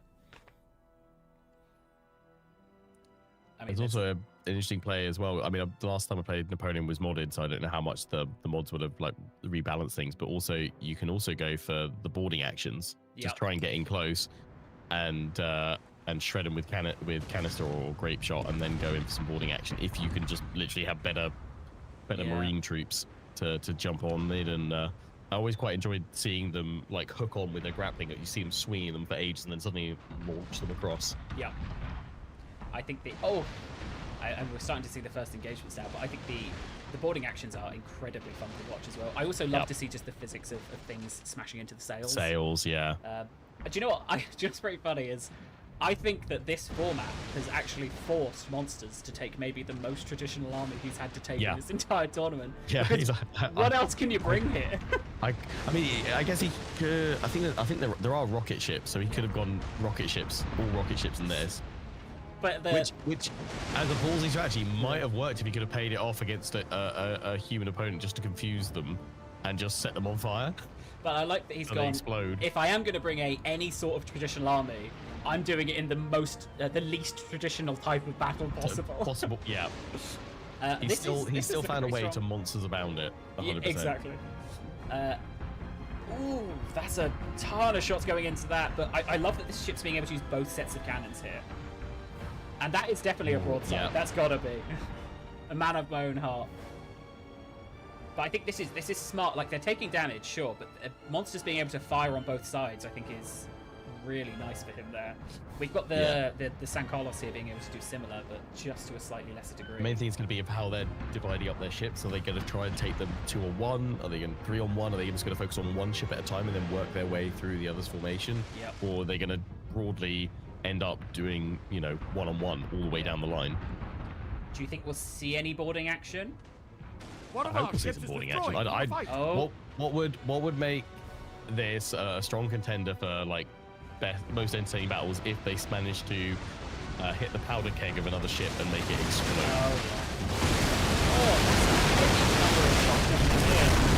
The ship is tilted and it's on fire. Yeah, it's already listing. Yeah. Oh, that's Oh my god. Who knew? he's just Monsters are bound to blasting on in. become an incredible tactician. Just put him in the water. Never let this man, command a battle on land, but get him on a ship. I mean, we've got one sinking. Wouldn't want to be any of these guys. That is, I think, fully surrendered after that volley. One gone. Wow. He just opened up and opened up. So again, he's getting like 2 or 3 just to focus on that one ship. That's the way to do it. If you're fighting with, I assume they're all first rate or heavy first rate variants. That's the way to do it. Well, there's some huge damage on that smaller Spanish ship. Well, actually 2 of them there, both into the orange on one side. Yes, keep focusing. That's an ironclad. Okay, so he's trying to go for the master. Instead, though, the wind. It was a gentle tap. A warning nudge, as they say. I do, if I remember correctly, the British have higher hull health. Oh yeah. Some of the highest hull health, so he does have that advantage that he can take a bigger blasting, and also dish it out. Yeah. For a fair bit longer than the Spanish. They are boarding. This looks like a boarding action for me. Idiot grapples. What are we looking numbers wise? He's got about 50 more people. From the fight. Yeah, that was always my tactic, kind of open up with a big broadside, just fill them with holes, get a canister shot in there. Once you've got them so that you have 50 or so men more in the crew, going for a boarding action, because what boarding action also does is it locks that ship in place. It can't move, it can't fire any other way, so it's a good way of just sidelining a whole ship out of action. It does feel like monsters are shouting, you know, stop! I'm trying to board. Yeah. Stay still. For my grapple. Catch. The planks. Are we gonna see? Oh, let it go. Oh, lovely. Grapple away. Yeah, that's very satisfying. They're like just literally yanking themselves in. Yeah, and it's. I mean, there's 100 more people on that ship at this point. Oh, they've broken it. It's routed or surrendered? It's routed. So, I mean, they're trying to get away, but they're going to keep blasting it, yeah. That's going to probably turn straight to a surrender very quickly. Yeah, there we go. They saw the grappling hooks coming, and they were like, I don't want to see these people. Well, that is, I believe, that is Monsters Abound's first win of the tournament. That was a rapid swing around as well. Something I like about naval battles as well, like you typically go into them thinking, oh, this could take a while. Once the action actually hits, it can be very rapid. It can be very quick. So we had 3 points for Monsters for a win. We have 1 point, I believe, not deemed a Valiant defeat last time. So that's putting up to 4, and then we had another 4 points. We'll throw up the poll if we believe that was a Valiant defeat at sea. But Terminator, got the name right, had a minimum of 4 points. We'll see if he gets awarded a 5th. But yeah, Monsters Abound, do you know what? We'll quickly throw back to the game feed just to have a look at those unit stats. So we'll be seeing this from Terminator's perspective. Yeah. But like that is a huge amount of damage sustained there. Yeah. Like, you know, no triple digit kills here. I think that is, for me, I saw it when Monsters was able, it's maximizing your cannons, right? If you're able to just output more damage, I didn't put us back to the game feed, Lionheart. I was looking and thinking, so yeah. I didn't want to say anything. You were giving such a invested. You're too kind. But yeah, like seeing here the loss versus kills. Like I think it's Monsters Abound just having such a high damage output, being able to get both cannons able to shoot for I think 4 of his ships at one point. Yeah, made it very difficult to turn around. I mean, I thought he perhaps turned against the wind too soon because Terminator came up with the wind, and I thought that's going to give him some great speed swinging around. But he just cut through his formation and then picked off those ships with smaller engagements, and really ripped through them. Yeah, you know, very well played. You know I know it's like junk science, but it's the thing of like, oh, we only use 5% of our brain. Yeah, it's like Monsters Abound came into this battle and he was like, I'm gonna like all of it's engaged. Like this time, it's all they won't let me bring anything silly, so I'm going like proper hardcore battles, and it has really worked out for him. Like that's genuinely, I think, fantastic play from Monsters. And now we'll go on to the next. Really solid. Yeah. Whatever will the lad do next? And now I'm sure he had a win. He's come off of the win, and he's gone, do you know what? Maybe I should bring a serious force. I'm sure that's what we're about to witness. Now I've shown them that I am master of the seas. Exactly. Now I show them that I am master of land. Yeah, I believe definitely seeing it from Terminator's perspective right now, who I think has done the same thing as Cody. Have I clicked the wrong battle? I don't think I have. This is almost you'll can't see, boss. You will see. Let's This is surely. Is this round? No, because it's Britain versus the Ottomans. So this is Monsters' army. How much veterancy is that? Full gold veterancy? Yes. Yeah, and what we're up against from Terminator is mostly Highland foot. Okay. Did we just shuffle the opponents the wrong way around this? So I'll say like this is actually a big defining game because there's an extra 2 points up for grabs here. Of the best of three, right? They both won one battle. Yeah. And what do we have? We have rocket troops and Highland foot versus mortars and janissaries. I mean, I wouldn't know which way to call it. I like that. 10% of the time, Monsters' tactics work 100% of the time.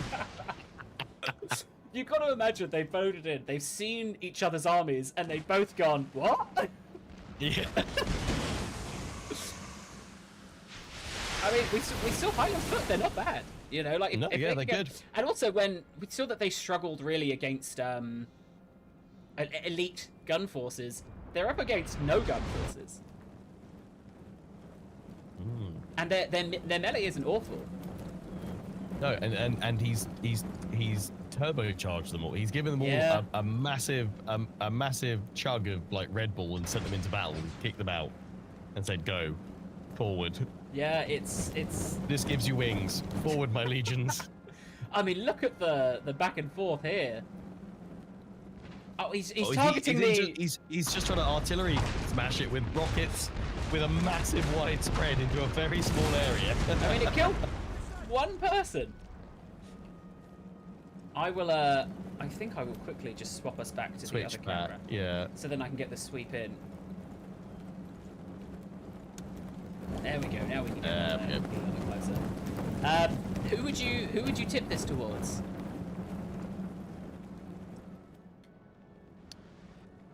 I think I believe in the madness, you know. Which one? I believe in the madness of Monsters right now. Okay.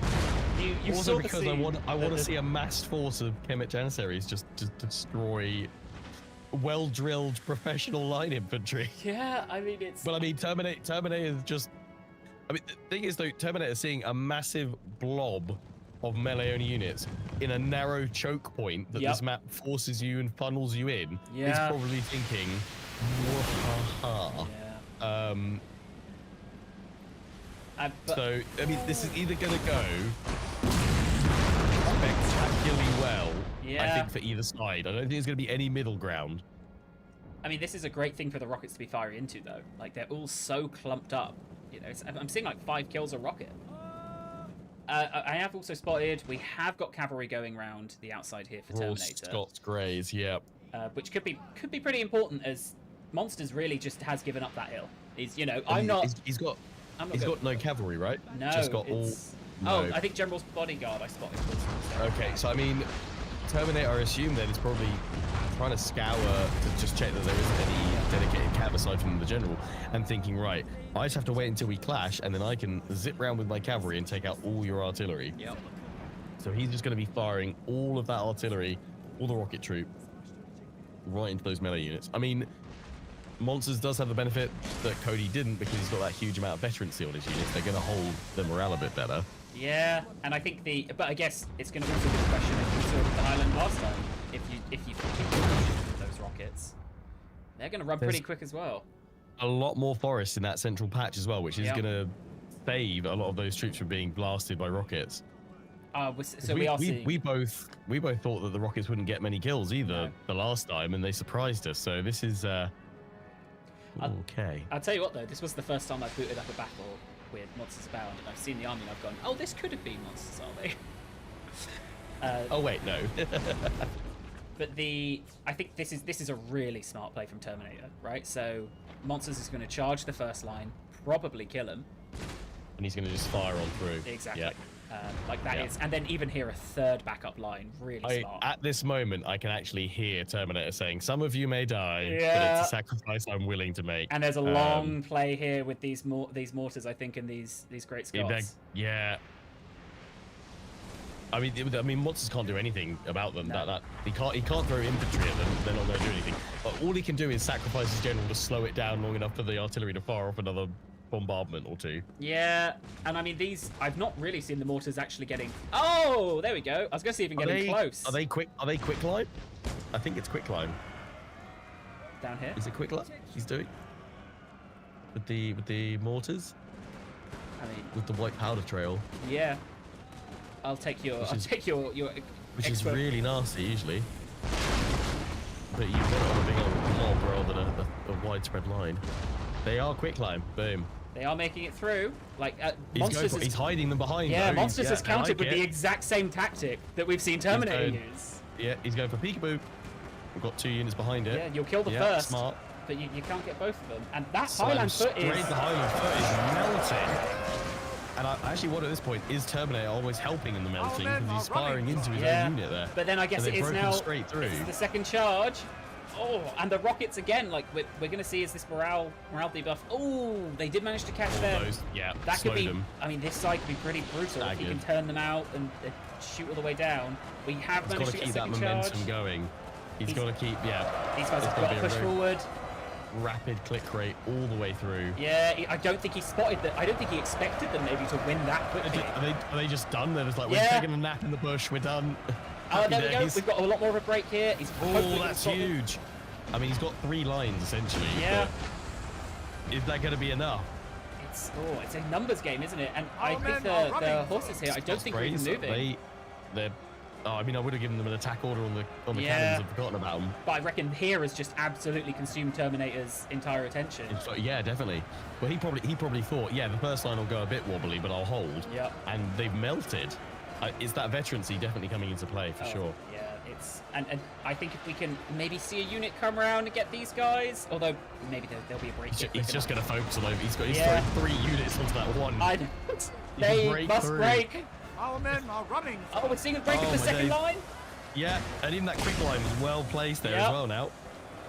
So here we want to see that really quick charge into the third, right? Yeah, Terminator's given up going for the artillery. He's trying to charge into the back of them now. Or he's straight general, I think. That's the general's bodyguard. He's trying to get it with the Scots Guard, I think. I mean, these will take the Black Watch down here, right? There's 3 units of them. It's going to be, come on, Monsters. You got him hit. There we go. He's got to keep pushing through. Yeah, I mean, they're going to make it. Yeah.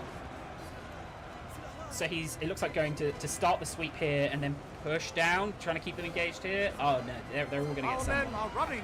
Oh, that's... Oh, no. Oh, the quick line. Oh, no. I mean, we've got some units back here. Just everywhere. I mean, they're going to make it. Surely they're going to beat the gunpowder line here. Yeah, they're just going to keep pushing. Just keep going forward. He doesn't need to worry about anything behind him. He's already kissed his artillery goodbye from the start of the battle. And just gone, I'm going forward, and that's it. They do not have a reverse gear. Yeah, I mean, these guys they're going to win this engagement. So if they can turn to the side and get a lot of shots off it, they're going to have to pick who they support, right? We have cavalry coming in here. This cavalry is... Yeah, there we go. They're mopping up, I think, some of the ones that have fallen back. I'm surprised this battle's still ongoing. The Black Watch is still holding well. Sir, our general is under attack. There we go. Slightly higher morale, so they'll hold longer. Yeah. That cavalry coming in is going to save those units on the right. Yeah. But that's not a massive general unit. They've lost a third already. Yeah. Oh. But he's secured that bit, so if he can now counter sweep into the centre, but he's lost his left. Yeah, so Monsters it's a race to the middle. He really needs to pull up here, right? Because I think Monsters has actually lost this flank now. He's lost that side. These guys are going to His turn centre could be around. in trouble. Monsters, and they have just broken. Monsters really needs to pull through here. I wouldn't bother chasing the artillery. No. Just go straight into the units that you're close to. So it looks like maybe the general's just coming in to try and keep them bogged down. Yeah, they've lost their momentum, and once they start losing that's all they had. Yeah. It's a very shiny veterancy. I'll turn them around. I guess He's trying to turn them around. He's trying to It tie is. up that cavalry. If he can get it turned around, that'll technically count as a flanking charge, but it's not managed to work that in is time. And he's Terminator's- blasted his artillery. Terminator's general dead as well. Oh, this is. Oh, and the British are breaking. Broken. Oh, And the quick line. Oh god, the quick line everywhere. I think he's done it. I think the mad lad's gonna do it. I can't believe we're going to see Monsters Abound win the 2 of 3. Reject firepower. Return to stabbing people with long bits of metal. I mean, return to long bits of metal and about 500 gold in veterancy. But I mean, you got to hugely respect it from Terminator as well to bring an equally absurd Yeah. force. You know, I think a lot of people they go up against Monsters and they don't fully match the energy that he's giving. And I love that Terminator has. Yeah, he's done it. He's gonna overrun the artillery position. Yep. The only unit that maybe that cavalry will still hold up for the British because it's gonna munch through all that militia. Yeah. But I can't see that one cavalry unit No. clutching against the 4 or 5 melee units that remain and the artillery at the other end of the map. Every horse that dies is one that you're not getting back, right? 18 That left. is 50 more Brit sticks. That's and these are high quality as well. Yeah, they're good. There we go. That's all the artillery gone, and now it's the horses staring down a lot of sabers. Oh, and to be walking as well. To know that you've not even got to rush into this engagement. Monsters These aren't saying, just regular horses. These are M&S royal horses. and they've lived up to it. It feels like they did a great job there. But Monsters say he played a lot of Empire, and you know, I think it shows. Like the Did you ever use guns when you played Empire though, Monsters? Yeah. Or? And when we said the age of gunpowder, did that mean anything to you? I mean, it did with artillery, to be fair. He's got his use out of artillery. He said he's ready to go back going to forward to the next stage, back to sabers. There we go. So I reckon that'll be The a men of Monsters the win. are a must-rest of. We can have a look at the last of the Scots here. Valiant effort from them to try and take on the entire army, but you know, it's a surprising amount of the Janissaries left. So the artillery is still going. It's still going. The quicklime still trying to get some more. He's done it. I think I think he has. Who's left? He's just broken. He's got one rocket troop crew that are just going for it. And they are. Do you know what? That is. They're charging in. It's a menacing look. But I mean, the sheer numbers doesn't look good for them, does it? They're hoping maybe they got some rockets left in their pockets, or Yeah. that was definitely some friendly fire.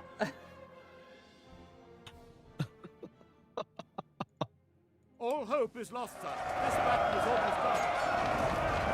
I think oh That's my gonna be it. gosh! Monsters He's never he's turning off the trying to- artillery. He's trying to still get the quicklime usage in there.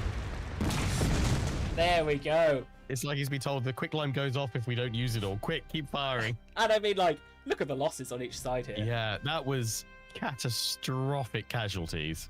I think here's maybe the shock here. Looking at the losses and enemies killed, it looks like actually Monsters friendly fired less than Terminator did in the end. Terminator yeah, looking damn. 140 It's to the 70. rocket troop. I think he just fired it straight in, and yeah, it doesn't matter. I mean those Royal Scots. Oh, 153. Yeah, they really fought to the last, didn't they? Yeah. Yeah, and I think Island Foot putting a good shift in. I think I'm not going to sway chat either way. I think you look at that, and that to me is Valiant, right? Like They both gave it their absolute all in that last one. They've pretty much got the same number of people left. And considering that they started with, quadruple digits, that's quite impressive. Well, we'll go over to the leaderboard and we'll see how that affects things. Excuse me as I swap my keyboard. So that is a 5 points for Assembled Creatively there, putting them up to 9. And a minimum of 1 for the Terminator. So we'll put them up to 5. I'm just going to quickly check if that was a Valiant defeat.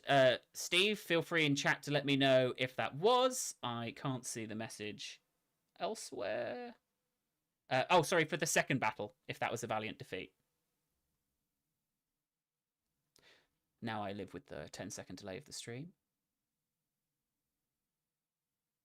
If you're going to tell me you didn't run the poll, I think we'll get host decision for it. And I think I would be inclined to give it just for... Oh, he did. I would personally have given it just for doing a naval battle, but it was a no. Okay, so let us know if that was a Valiant one to end us on. As Steve does all of the hard work number crunching, we will look to move on to the next one. So our last set here is Cleo and Arcard. Nice. Let's see what we've got going here. I think this may be the one where I booted it up and it was double Ottomans and I thought something was wrong with my game. Something's gone horribly wrong. I'll tell you what, hopefully... But actually, it's gone horribly right. Yeah, hopefully it's definitely got it right, the right way. Yeah, it's got the right way around this time. Because if it was double Ottomans and I have to message Arcard and be like, were you the Ottomans or the Ottomans in Battle 1? Yeah, which Ottomans were you? The Ottomans all the Kemet Janissaries or the Ottomans all the Kemet Janissaries? King Gobbo there telling us that was a Valiant defeat. So that is another point. So Assemble Creatively ending that with 9 and Spears Before Beers ending that with 6. And I think that really represents the effort put in by both. Like a really close set of matches. I'm just double checking the maths in my head. So Monster's got 3, 6, 7, 8, and then 1 for a yes. I hate that I've designed a tournament where I have to do quick maths. Like I designed the rules and I could have just made it all 1s and 2s. He thought, no. We've got Monsters Abound in here. We need some obscure numbers for whatever the craziness he does. Never use odd numbers when you have to do quick maths. There's safety in even numbers. I'll tell you what. I'm gonna quickly reboot this replay, and it's gonna be an embarrassing reason as to why, and you can maybe guess what it is. I've completely forgotten who is who in this, and because they're both Ottomans, it's going to take me... Okay, so we are seeing Arcard's perspective as the Ottomans. Right, Arcard. There you go. This is proof. So Arcard's perspective as the Ottomans. So let's see what we've got here as we boot into the battle. We're not seeing a lot of... we are seeing a lot of Janissaries. Okay. I think, shockingly, this is maybe the most used unit of the Napoleon clash. Mm-hmm.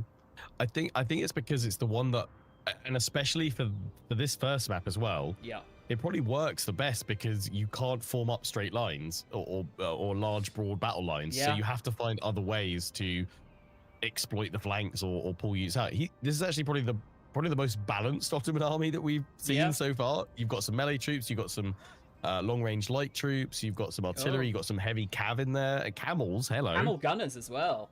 Oh, okay, this will be fun. Yeah, this is going to be definitely an interesting start. It looks like he's going for a big massed melee charge on the side push here. On that side. Yeah, and this is, I think, the cap as well of light infantry. So I think we're going to see a little bit of sneaky play here with maybe a distraction melee blob, right? I do think, I think so. To Cleo's, you're right there. To Cleo's credit as well, I think this is probably going to be the hardest game to adapt to from like a Warhammer 3 player as primarily focused. Because when when I did the Empire stream yesterday, I was like, I play a lot of Total War. You know, it's all war, but like the tactics in Empire, there's so much more. It's so much more important to decide when you're static and when you're mobile, as opposed to other. Oh my gosh! Is it all camels? It's all camels, isn't it? It's all camel gunners. Okay, so this is the other meta for the Ottomans. If you don't go all melee, you go all camels. I like how I was trying to give like my own little semi, like professional breakdown of the difficulties of trying to learn like static gun lines and how to utilize static gun lines, as the screen showed 20 units of camel gunners. I think there's a missed opportunity. I've done a collaboration here with David Attenborough. Yeah. So, we have the camel. There's all in their natural habitat, fitted with guns. Yeah. The camel gunner is a special breed. It's absolutely unstoppable if used correctly. I feel like, so here's something I feel like we've seen, and some good artillery going in. Well, I saw it. So Monsters played against Cody, right? And we've seen Monsters play against Terminator. I feel like Monsters Abound, because he played Cleo last week, the previous clash, infects people with some sort of insanity as to, why don't you try just bringing 20 of one unit? I don't know what Chaos Scotty aligns with, but there's definitely some like he's his own Slaneshi, Zinchi whispering in the ear of the other competitors, going, "Go on." He's the one who sits above the Monsters Abound god. She's a crazy army. Yeah, it's definitely, you're right. There's definitely that whisper there of you saw me do it and it was so much fun. You saw all of the elephant artillery. Yeah. Oh, that's a nice uniform army you've got there. Our general is under attack. Shame if 5,000 camels charged into them, wouldn't it? Can you make glue out of camels? Well, I mean, this is an interesting engagement, because in theory the camels do not have to fight this battle. And yeah, they're shooting not to. Oh my! Because why would you? Gosh, that's a huge amount of damage. It's like a shotgun camels. I think they've got to run a bit faster. Are they going to get caught? Oh, desperate to hit a camel, but unfortunately it looks like the trees have caught them. Oh, no. There is going to be some camel melee going on there, I think. Oh, and they fall. I don't know if camels become blue. Oh, whoa. Is this? Yeah, this is an incredibly mobile over here. Another camel wave coming. I mean, what is the? Wait, look at the minimap here. Where is the battlefield? It's all of this is gold everywhere. And it's the camel versus camel that feels like it's gonna decide who gets camel off. It reminds me a bit of the revolver cab in Shogun 2.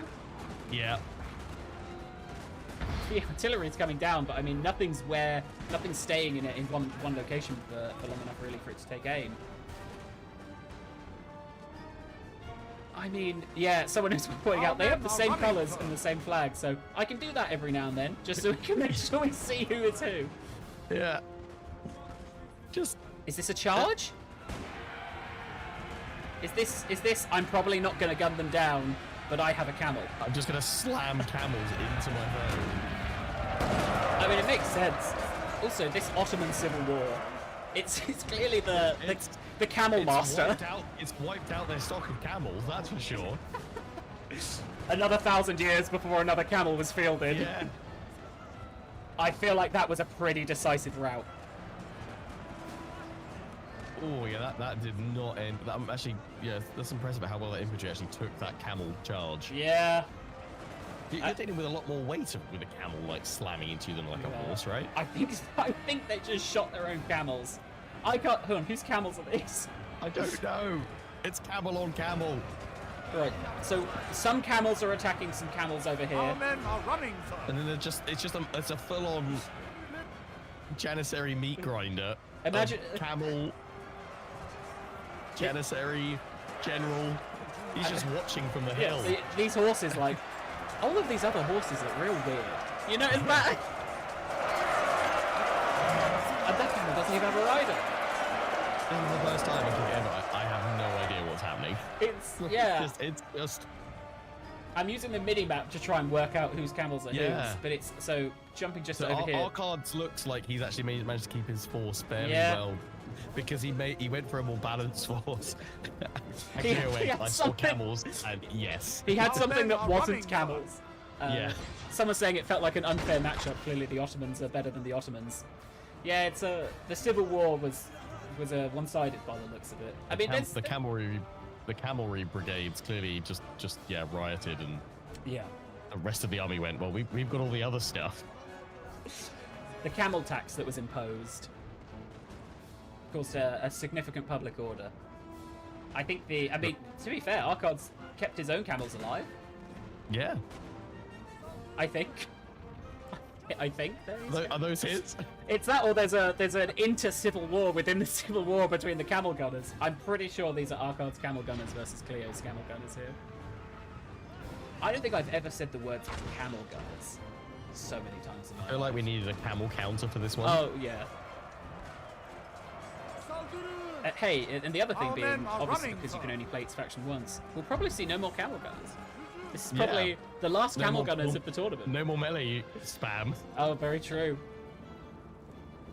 I honestly thought we'd see someone play as Russia and go like full on maximum mob rush because they have like the largest units of the whole game. I saw Cody Bonds, I think, in his one of his training streams came up against a very difficult Russia force, so he's prepared for that as well. Well, I mean, we've got a camel force down here. I think it's really interesting to see how this map for all three of the different battle sets they've all fought over different parts of it. Yeah. And used different channels and like gullies and. I mean, this could have just been a quarter of the map, right? Couldn't it? Just that bit. Yeah, it was just line up for the massive camelry charge. Lionheart, why do we bother making such big maps? Everyone only uses the quarter that the camels fit in. I don't. Well, what's the point? Yeah, if. It's a small slither in the Spanish lakeside to just throw Highlanders at rocket troop. I think we still have Cleo's General's bodyguard back here, but I think it's hiding behind a hill. It's gonna be discovered. They're ashamed that they're not on camels. I think is why they've decided to hide. I think this is. I may give us the fast forward button on this because I think this is going to be Arcard slowly hunting down remaining camels. Yeah. Effectively a little bit of a hunting season going on with camels as the only thing on the menu. It's our first one without any artillery, or did Arcard have some artillery? I mean, I see something. Arcard had bombard mortars. There we are. So definitely the least artillery. Is Cleo here gearing up for one last charge? Something camel for Frodo. Our men are running, sir. Famous as the famous quote goes. Yeah. Lovely shot of a tree there as well. Thanks to the cinematic cam for that. I remember Gandalf appearing at Helm's Deep with an army of camels. Oh, the general's bodyguard's involved now. Could this be the there's the general's bodyguard on a horse, or is he on a camel? It was on a horse. I think that's why they died so quickly. They couldn't stand the shame. But I guess maybe they just ran out of camels. Our men are running, sir. Well, I think that is, unfortunately, a defeat for Cleo. Steve, feel free to throw up the poll if this they feel to throw up. So honestly, my brain was whirling to get to the next word, and I was like, I can't get there. I'm just going to end at throw up. Feel free to throw up the poll and see what we've got going there. It looks like most of the Janissaries died. I mean, everyone most of the camels did as well. Yeah, I mean, everyone took some damage. There was another bombard mortars which looks like was defeated towards the end. Right. Well, let's flop on over to the leaderboard. I genuinely have no idea what happened in that battle. I think TLDR camels, right? Yeah, camels. So that is a singular point so far for Cleo. If you wish to award the camel tactics, then you can give that a Valiant defeat, and that is 3 points at the moment for two cats in a trench coat. Two camels in a trench coat, perhaps, maybe a more appropriate name. Yeah, it should be. It's all the camels in the trench coat. Every single last camel. It'd be interesting to see if we have another dual matchup that as we had before between if Arcard and Cleo are in perfect sync on who they want to play, but complete opposite ends of the spectrum on how they should be played. Right, let's have a look into our next game. Right, we've got Arcard's perspective again. So you know how Cleo did all camels? Oh no, why is it all militia? Why? I think... Do you know what? I'm telling you, monsters abound. There's some sort of like mind virus going on there with because he gave it to Cleo with the camels, and then Cleo's gone. Now Arcard's gone. Do you know what? Maybe all of one unit is the right thing to do. Sorry, Arcard. How much veterancy have they got? Just fully gold. It's everything, but it's all 2 ranks of militia. Why? I mean, it's like, do you know, it's like an actual hometown's been attacked, and every single person has grabbed a weapon and decided to defend. You'd question why Spain is the Spanish town in, I think this is the Austrian map. They've marched all the way here for some sort of vengeance, I guess. This is a weird on-tour holiday gone horribly wrong. It is. The locals are very angry. All right, if this is all provincial militia, okay, what do we got? We got a lot of young guard. It's looking like a maybe more balanced army here, and then as soon as I say, we've got the Grand Battery of the convention there. So decent amount of cav, and just kind of a front line of young guard. So it's going to be, I guess, numbers versus accuracy. And look who's just popped in. I was going to say, this looks like a very small army for how many funds they had. Here come the light infantry. Yeah, there they all are. So I'd say from Cleo, this is a relatively balanced army. I mean, you've got the Grand Battery, which is very expensive, but can be worth it. Versus the entire militia of Spain. I enjoy that as we've gotten further into this ERAS clash, the competitors are slowly realizing the numbers don't matter. The points don't matter, the numbers don't matter. What is a victory, really? You know, the only moral victory is to demoralize your opponent. I dread to think. So we've got 3 rounds left of actual games, right? So Rome 2, 3 Kingdoms, and Pharaoh, I think. And then it is chat get to vote on what the last game of the ERAS clash is, and it can be anything except Warhammer. It can be anything, any historical title that has multiplayer and that we can host it for. I think you're actually backcasting that one with me, so we'll see what you're casting there. But I dread to see what these army compositions are by the time we hit that mystery game. Yeah. We're halfway through. We're halfway through this tournament. This is already pretty scary. I mean, we're halfway through, and there's 20 provincial militia on my screen. Like, I don't. Where do we go next? Who put them there? How did they get there? And it's Rome 2 next, and like Rome 2, a game where absolutely we're going to see some insane unit combinations. Well, we've got the first shots being fired of the match. It's definitely looks like Arcard's pushed up a little more here, which makes sense. I think Cleo trying to defend the Grand Battery. Haven't yet seen it on Limber. There's not really a great shooting line for it anyway. No, I mean this is awful. I mean, unless you can get on top of that ridge line, but we're gonna be fighting over it. I mean, the best place to put it is actually at one end of the ridge line and then fire down the line almost. Yeah, I wonder if actually the map, Cleo maybe not seeing the map beforehand, has now realised this is probably the worst map for that kind of artillery, right? What line infantry has Cleo got? All young guard and some. All young guard. Okay, yeah, that's fine. Yeah, I mean, I don't see how the militia win here. I don't see it, Josh. I don't see it. I think it's numbers. I mean, honestly, could you not? But they're standing behind each other, shooting each other. Could you charge into melee? Yeah, is that a tactic? You could. I mean, honestly, as the French, you could probably just charge straight into their center and shatter all the militia. Yeah, probably quite comfortably. I mean, it looks like Cleo is falling back here. It's decided a terrible position to try and move the artillery up. I'll wait for them to come down to the cannon grinder. I do think that is Arcard's advantage here. Is Cleo has had to spend a ton of money on a Grand Battery. That is, I don't think really going to get used. Is maybe the hope here that these guys are going to move to the side and we're going to get some shots into the trees? Maybe. Oh yeah, hang on. Rome 2 has elephants. Yeah, I fear what we're going to see in Rome 2. We'll see what the virus that Monsters Abound is unleashed upon the competitors builds up to. I'm feeling a bit The men of a the bit more team, sir, unwell must than rest before. There's something about all Syrian elephants. Oh no! Must use all elephants.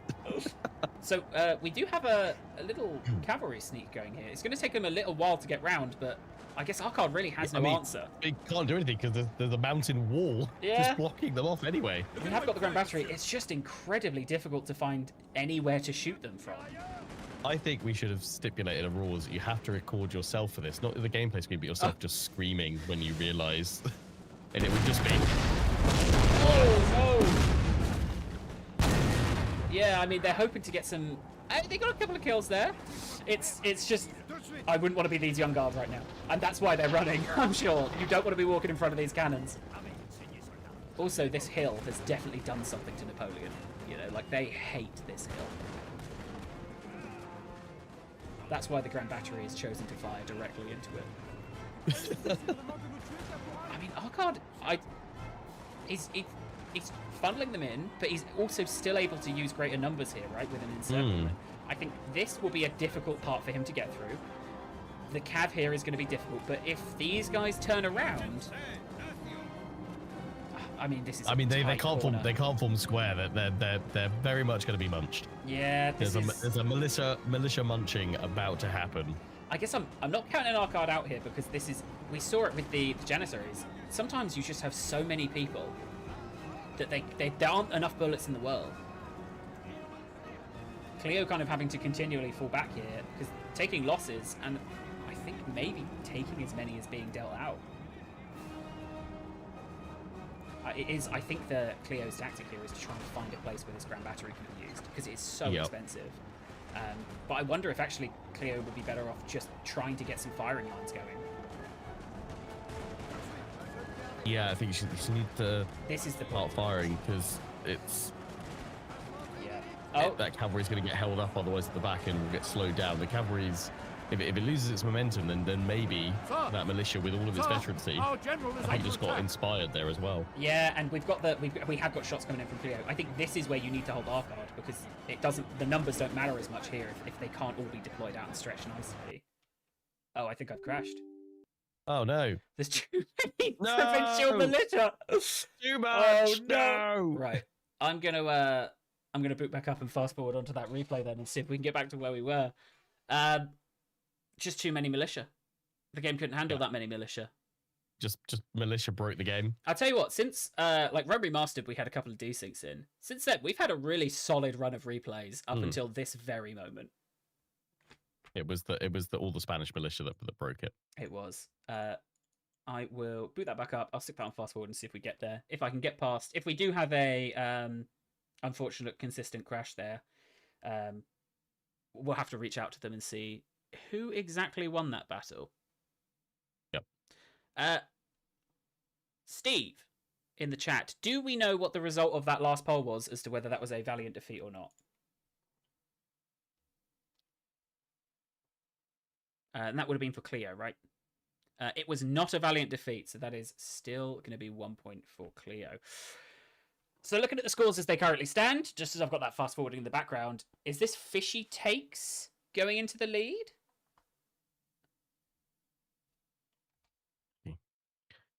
Fish Takes. So that's up to 40 points, right? 40 points. Yep. You are on 36, so not far behind there. Assemble Creatively on 30. I think this is maybe the most points they've scored in a round. Bear in mind, there will be a bonus 2 points at the end for most entertaining matchup. Yep. So there's still some to go out here. Spears Before Beers, they are done as well, so that's on 28. So I believe where we're currently resting is that you guys are second. Yep. Fishy Takes in first, and it's going to be if Cleo can get a win, then I think that's going to be possibly a draw with Fishy Takes. Yep. And that will then be our halfway through the tournament point. And I think still very close. Yeah, very close indeed. But again, if two catches in the trench coat get a sweep here, that's in theory 11 points, which would put them up to 30 and back in the game, really. Definitely. Yeah, it's going to be very close to the top. Are you doing our Rome 2 battles next week? I am doing Rome 2. Yeah, I've got the next 2 weeks. Or the next 2 sessions. So Rome 2, and then it's 3 The men are Kingdoms. fatigued, sir. and unfortunately must I rest won't. awhile. Oh, go on. I have no idea what to do in 3 Kingdoms. That is terrifying me. And that's how we're going to end up with 20 elephants there as well. Yeah, The 3 men are Kingdoms. fatigued, I sir, and must rest guarantee awhile. will be my experimental phase of the tournament. I mean, that's where hopefully the discussions with chat come in handy, right? Is them being able Yep. to help out. Unfortunately, I won't be there to cast 3 Kingdoms tournament. But we'll have serious trivia, and we've invited back Mr. Smart Donkey, so we'll Nice. have both of them co-casting together. Both of them absolutely fantastic 3 Kingdoms players. So it'd be nice to see them having a go on the mic. And then we'll have Pharaoh, and then it will be fan choice. If you were to pick any Total War game to do our Sir. final round in, Sir, our would it general be? is under attack.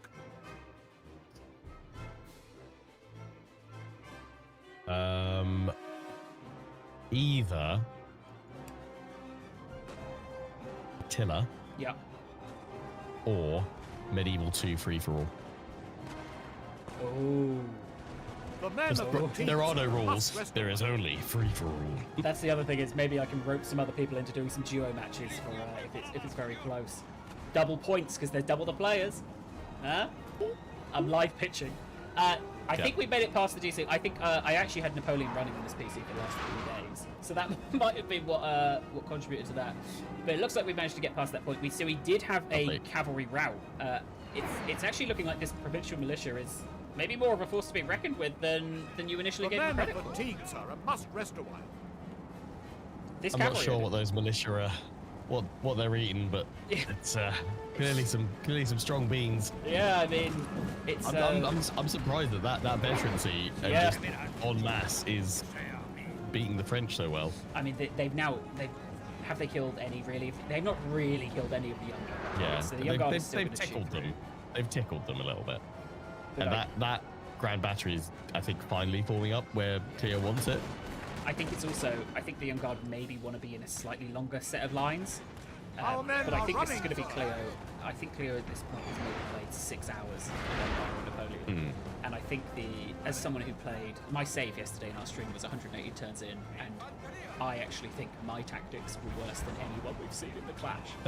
So, oh, there we go, spreading out. Yeah, I think there's a lot of things with Napoleon and Empire, and I think Monsters hinted at in the chat of like you play a lot of it and you learn these little tips and Yeah. tricks. Definitely. These guys engaging here. Yeah, it makes sense. Like stopping these guys shooting is massively reducing their value. I don't know where these were. Oh, They're no! going straight for the Look Grand at Battery. The general Fire stuff. now! Now's the time to fire! You Point haven't blank! got a shot. This is your bet. This is the best shot you're gonna get. Load the forks and spoons! Oh, Oh, I'm sending the general in to try and stop him. Yeah. That's the battery out of action. I mean the horses are gone, Our so they're men are running, staying sir. wherever they are. I think there was a second cavalry charge, but Arcard was waiting for it. He had them facing this way in the trees. I'd maybe just pivot these guys. Oh, no, but it looks like they're falling back to another charge. Is the Grand Battery in itself a little bit of a trap in itself, just luring units out towards that point, which can then get flanked by the French? See, I worry it's a trap in the other sense. Because they've money held trap. and they're getting back on. Now, okay, they can't move that cannon anymore, but Yeah. it's perfectly set up to just keep on mowing them down. Can you do it? You can do a canister shot on the Grand Battery, right? Yeah, I think so. But then it's another thing of like, how many hours do you get into Napoleon and Empire before you think you learn what the Yeah, to be honest, Canister if shots Cleo's right just onto you. put that crew back on, you have to then tell them to switch Yeah, back exactly. to canister after they've been reconnected. Young Guard did manage to win that engagement there. The men are fatigued, sir, and must rest a I while. think France, I think Cleo's still got this. Yeah, it's the I'm impressed at how many casualties the militia Spain Yeah. are inflicting. I mean, it's going to be another cavalry charge back here, right? It's trying to break through those 3. I actually think if the cavalry can break through these 3, that's fantastic. Oh, that's it. That's the moment. That's the Yeah. moment where it goes. And maybe she's realised that and she's thought, well, no, I'm not going to break through them. I'm faster than you. I'm going to go around the outside. Yeah. Oh, there was a moment where it looked like the militia had this.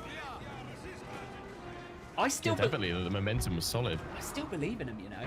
I don't know what it is. I think it's something about my tendency to always root for the common man of of the militia who's picked up a gun and been told, you know, go fight Napoleon. If you were Arcard in this situation, would you be charging anyone into melee to distract? Maybe I'd probably charge 1 or 2 to stop the French firing, so then I can pour in militia fire. I think is the key. But if you charge all of them, I think you'll lose. Yeah. You've got to do it tactically. It's got to be done bit by bit. The cavalry's going back and forth over here. I think maybe trying to lure these guys out the trees, or seeing that maybe they've fallen back and the plan to come down this flank isn't going to work. It is now, as we said, right, when those young guards, they can start firing and just start actually getting some shots off. Yeah. That's when we're going to see the once they can kind of plant their feet down and just do their volley after volley after volley. That's what they do best. And now that cavalry's it's flanking around that other channel now. It's given up on going where it was blocked at the back through the trees, which would have slowed the cavalry down. It's now going to cut through and go straight to the back of the militia. I think this will be the moment where Cleo gets the upper hand firmly under France's control. But Arcard has made them pay for it pretty heftily, I would have thought. And there's still a lot of militia left. Whoa, we've just seen the first set of Young Guard rout. I think we're going to see a second set over. Oh, they've already gone? I mean, you've got, what, 4 units of Young Guard here against 12 units of militia.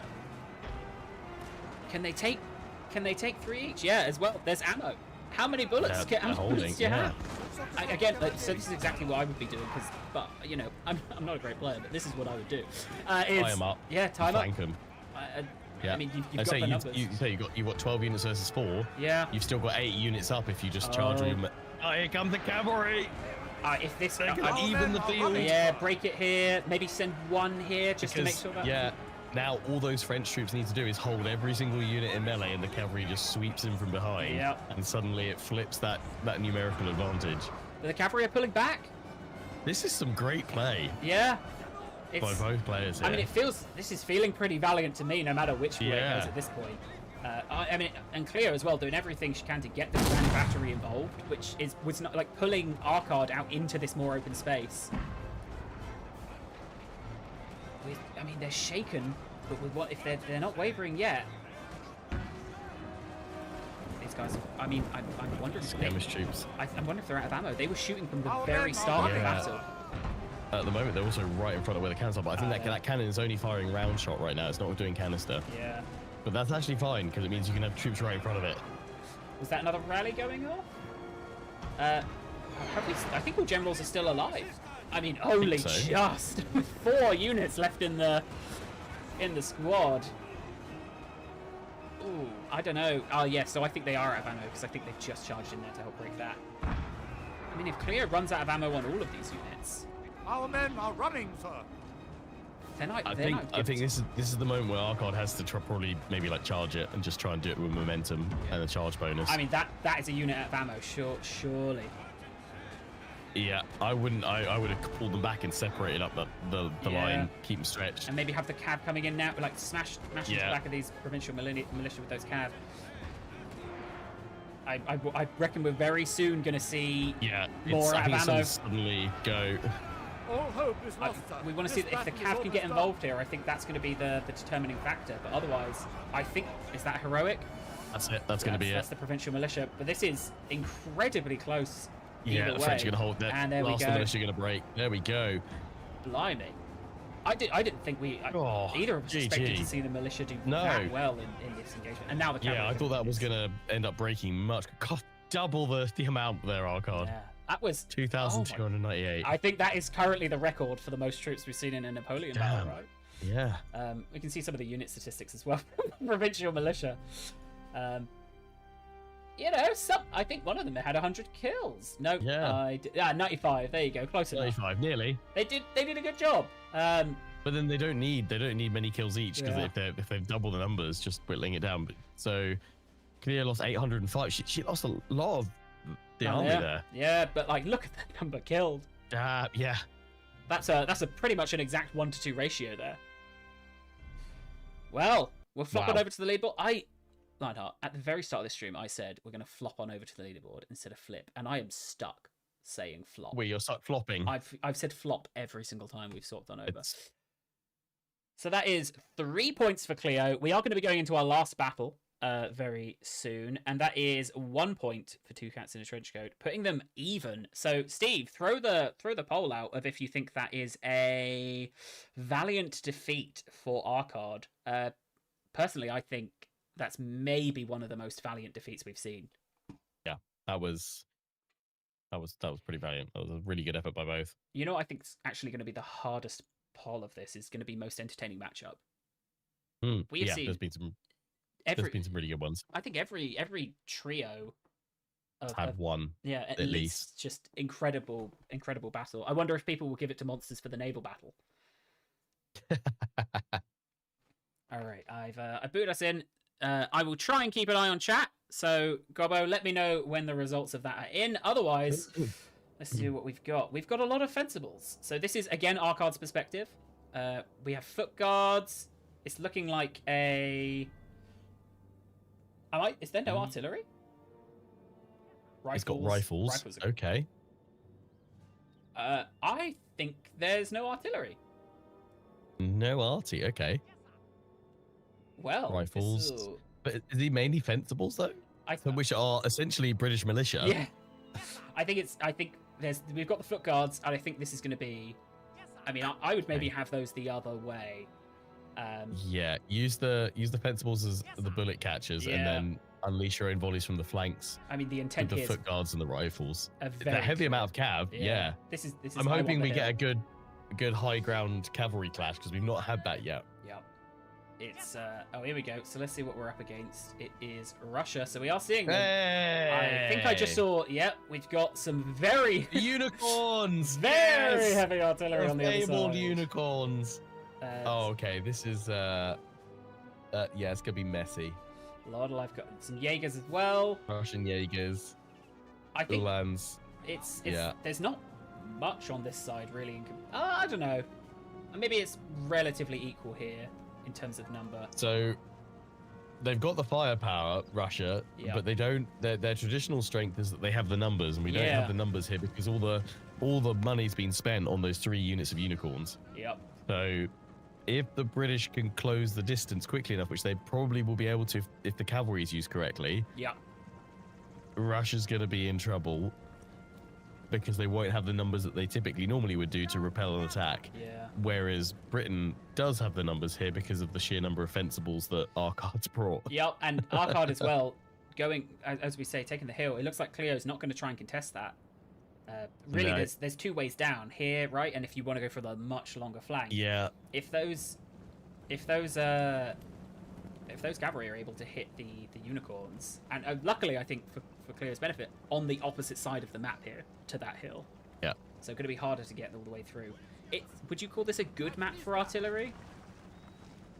I mean, if you can channel and keep your opponent locked into that middle ground, you can make a killing zone. Yeah. There's a good probably 3 or 4 different spots on this map where you can place your artillery for like different results. Definitely. It's Cold Street. Okay, that's nice. Nice to see. But I mean, Britain has to march here because they don't have any artillery. Yeah, I wonder. I mean, it's pretty funny as well. We saw probably the biggest artillery investment on the map that was worst for artillery. Yeah. So now it's nice to see if they'll be able to pull it off here. But I think you're right in that it's going to take some skill to channel Arcard into a position where the artillery is nice to use, because this is a really densely wooded center point, right? You want to be pulling them out into the plains. Some lifeguard foot as well. It is a fantastic game to just make it. Yeah, it's stunning. I always think that if I lived in this period, I'd want to be a dyer of all the jackets. I think sure you make a fortune with all the fancy colors, like getting all those orders in. I need 7,000 green jackets. I need 4,000 yellow and red striped ones, and sure you'd make an absolute fortune. I can guarantee you, if I lived in this period, I would definitely be a dyer. I would be on the front lines, dead within 2-3 minutes of the battle starting. I've got my gun the wrong way around. Oh, we have some shots going off. Oh, they're gonna get caught straight. What is that? Friendly fire unicorns into their own unit. That was friendly fire. Oh, whoa! Gods! Our I men wonder if are they're on running, sir. auto fire. Oh, but they have broken the cavalry. Well, at least one unit. But at the cost of 2 Jaegers, I'm not sure if it's quite worth it. I mean, that unit of cavalry is in real trouble here with a gun line facing it, isn't it? Yeah, I mean, I'm lost. not sure it's worth those casualties. It's you could argue it's potentially the Russian way. Yeah. A lot of self-inflicted casualties. I mean, we see a lot of the shots blowing up in midair as well. Yeah, Sir. I'm liking how ballsy our Arcard's general is being under just attack. walking Yeah. under artillery fire. Look at the smoke here. Yeah. Oh my days. Oh, and the one horse. Oh, it's like war horse all over again. Still got some Russian Jaegers at the back there protected. It's like a fireworks show for the British. It's so advanced, isn't it? Yeah, you're but right. those- Still walking. I mean, and I guess they're going to Those be quite far unicorns away. can connect. That is going to be devastating. But Oh, to see Britain lose 2 of its lifeguard cavalry, where it had the cavalry advantage to start with, 'cause I think Cleo's only got 2 Ulans, and they're just lancers. So as long as you can stop them from getting a solid charge off, yep. that would have been key to knocking out that artillery. Yeah, and someone in chat pointed out as well, though, like Arcard's response to that is changing up his tactics here to try and take this hill. You know, if Cleo's he's not now going to hold it, He's going to have this line of rifles. yeah, And and green going jackets sat on that hill, firing on down. going a much longer route to get to this artillery. I think, seeing that I'm not going to get the cheeky charge down the nice channel here, so I'll have to go the long way round. I should say this whole ERAS clash this round, I think the use of light skirmish troops have actually been the kind of silent MVPs. They've Yeah. not always necessarily got the most kills, but they force the most counter plays Yeah, because they have longer range. So they end up drawing yeah, absolutely. units out and forcing a change up in tactics, which is really interesting. I mean, I think But yeah. as you were saying, we just saw it there, like Yeah, picking just out this unit. devastating, just ripping through that unit. The green jackets is brilliant to watch in action. Yeah. And honestly, I think having this hill here is going to be fantastic for Arcard in kind of that mid battle point. Yeah. This is a fair engagement for him, I think. Like it's good foot guards, but I think this hill is going to be pretty instrumental as to whether he's able to punch through here and win this battle, because that is firstly a direct line to the unicorns, but I don't think the unicorns have been as decisive as we thought they could be. They've not had much success. Oh, although I guess a couple of shots on the general would be, but hidden in the tree is very smart. Yeah, I mean, I think with the way Arcard play, he's spread out rather than stay concentrated, which is you need Arcard to stay concentrated for all those unicorns to really devastate. Yep. I think there's it's just too Is that many a massive gaps charge of fencibles down the hill over on here. the side? Yeah, are they charging on down? We're seeing some. We're seeing the. I think they're just standing firm. What's happening? I think in the field report right now. we have seen the lifeguards emerge though, but Cleo I think responded really well to them. Although maybe they have managed to deal out a little bit more damage than they're going to take. These lifeguards, I guess, falling back. It's I think they are trying to get into the unicorns, but it's very difficult to do so. They're at the center of that formation. Oh! Right in the fencibles. Unfortunately, right in many fencibles. Yeah, that's gonna leave a mark. I do think that Arcard's winning the gunpowder game here, though. I think he's gonna get that flank off the Yeah. hill, and he's moving to envelop. But if they stay bunched up, those unicorns are gonna rip through the British line. Yeah, it's just gonna. You just want to see a few more manage to sneak through, right? I think if he's gonna push with them, he's gotta go now because they're just sat there just catching shrapnel. Yep. And Arcard, I think, hasn't been super successful with that cavalry sneak. It was always going to be a tall order, right? But Our men are very running, difficult to sir. have done. There's another unit of cavalry way off to the side. I don't know if that's broken and rallied back way off the right hand side of the No, map. I think he saw the engagement go poorly here and pulled them back. Although I'd say poorly, like killed It's a gone lot well. more. But if that other unit had gone in, it would have swung it. Yeah. Oh, it's Right in the fencible sounds like a very British thing to say. it's one of our many standard mottos and sayings, really. It's why you were invited on for Napoleon. Exactly, right in the fencibles.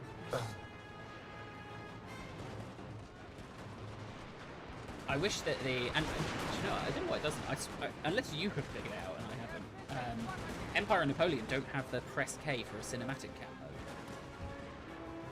mode. They don't know, but if you press N, they do a cinematic zoom.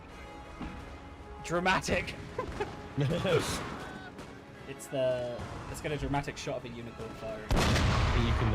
You can pivot with the mouse button while in that mode and swing around. No, I can't because my capture card. Oh, I don't get to use the middle set mouse it button. the other way up. Yeah. If you could, you would. Oh my god. Honestly, a shot here into the into that would be stunning. I mean, the balance of power is still really even right now. It is. But, I mean, I don't know kind of why actually Arcard's had to like double down to come back and concentrate all his force again because he was pushing around for that flank. Yeah. And it's now all come back round again. The cavalry is engaged over the cavalry. here. All the lifeguards gonna have them. It looks like they've actually both mutually decided to just walk away from that one. Yeah, there's no winner. I don't like that one. Ooh, a couple more shots going in, but nothing into the massed troops here. I think this is going to go to... They're going to be clear to charge the line of unicorns in a minute. There's nothing there but some Jaegers, right? It's folding, yeah. The lifeguards winning decisively. We've got the general staff that could be their next target. I think this is going to be a Britain win. We've got units breaking here. Oh my gosh, the flashbangs. They have gone closer and closer with the battles every single round. Yeah, and I mean these Fencibles, they want point blank range, unless they're out of ammo. And they're just going for it. I reckon there's a good chance they've been shooting consistently over here. There's a good chance they're just out of ammo at this point. One of our units has used all its ammunition. And that's, I mean, they've hit the unicorns. The unicorns. Like that's going to be it, right? That's a lot of money being tied up by rifles are going to form up a fresh line just to take out anything else that's left. Yeah. Still got some of the foot guards back there. They're dealing with the Jaegers. I think the charge coming in here. Steady enough to deal with them. Foot guards will hold. No, that's. I mean, if you miss, you should be fired at that point. If you're a foot away. Cavalry coming in to sweep. Yep. Yeah, it's gonna swing to Arcard now. Yeah, Lance Power's going. I think I just saw the general stuff somewhere as well in those flags. That is, I mean, we have killed their general. Taking out the house's revenge. That's the enemy general killed. Boom. Vengeance. Vengeance. I didn't know you had the personal stake. I think is that every faction of Napoleon that we got to see play. Yeah, I think. Let me see if anyone in chat will correct me. But yeah, I think that hill pretty monumental in being able to take out. Yeah. Take out that. I will say as We well. thought it was going to be a big cavalry fight on that hill, and it turned into a light infantry position platform basically. In the end. Yeah, absolutely, and I think Cleo doing a good job to try and work around effectively having a bit of an albatross around her neck. In she's stuck with those massive artillery investments, and Arcard hasn't made an artillery investment, so he is a lot more mobile there. If she'd had a few more units there, I think she'd have won that because the losses were very close. Yeah, and you can see it here. So these were the 2 units of lifeguards that came in right at the start and just got annihilated. Did nothing. Right? Did nothing. Yeah. So there was that early advantage. Again, you're right. Like the light infantry, 3 losses, 82 kills. Yeah, really good value there. Foot guards just held steadily. I'm surprised at how well actually Arcard used those Fencibles though. That was really impressive. Yeah, I think really good play from him. And again, like a difficult game for Cleo to learn, and I think a massive testament of. I think we saw one 3-0 sweep of the clash this time. Like everyone put in some. Everyone really dug in.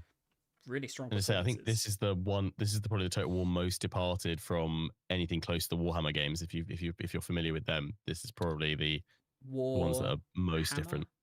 I don't know what you're talking about. Oh, Rat People. No, wait. That doesn't sound like they exist. No, never heard it before. Right, let me swap my keyboard. So that is 5 points for 2 Cats in a Trench Coat because they get the 3 for the win and the 2 for the best of 3. That is 1 point for Hollis Ginks, and it is up to you guys for our final. Oh, that's not how numbers work. 4 + 1 is not 1. That is our final Valiant defeat poll. The poll is up. And then we will have our very last poll of the stream, which will be the most entertaining matchup. Ooh. A difficult one to call. So with the points as they are at the moment, we've got 36 for the History Boys. Congratulations.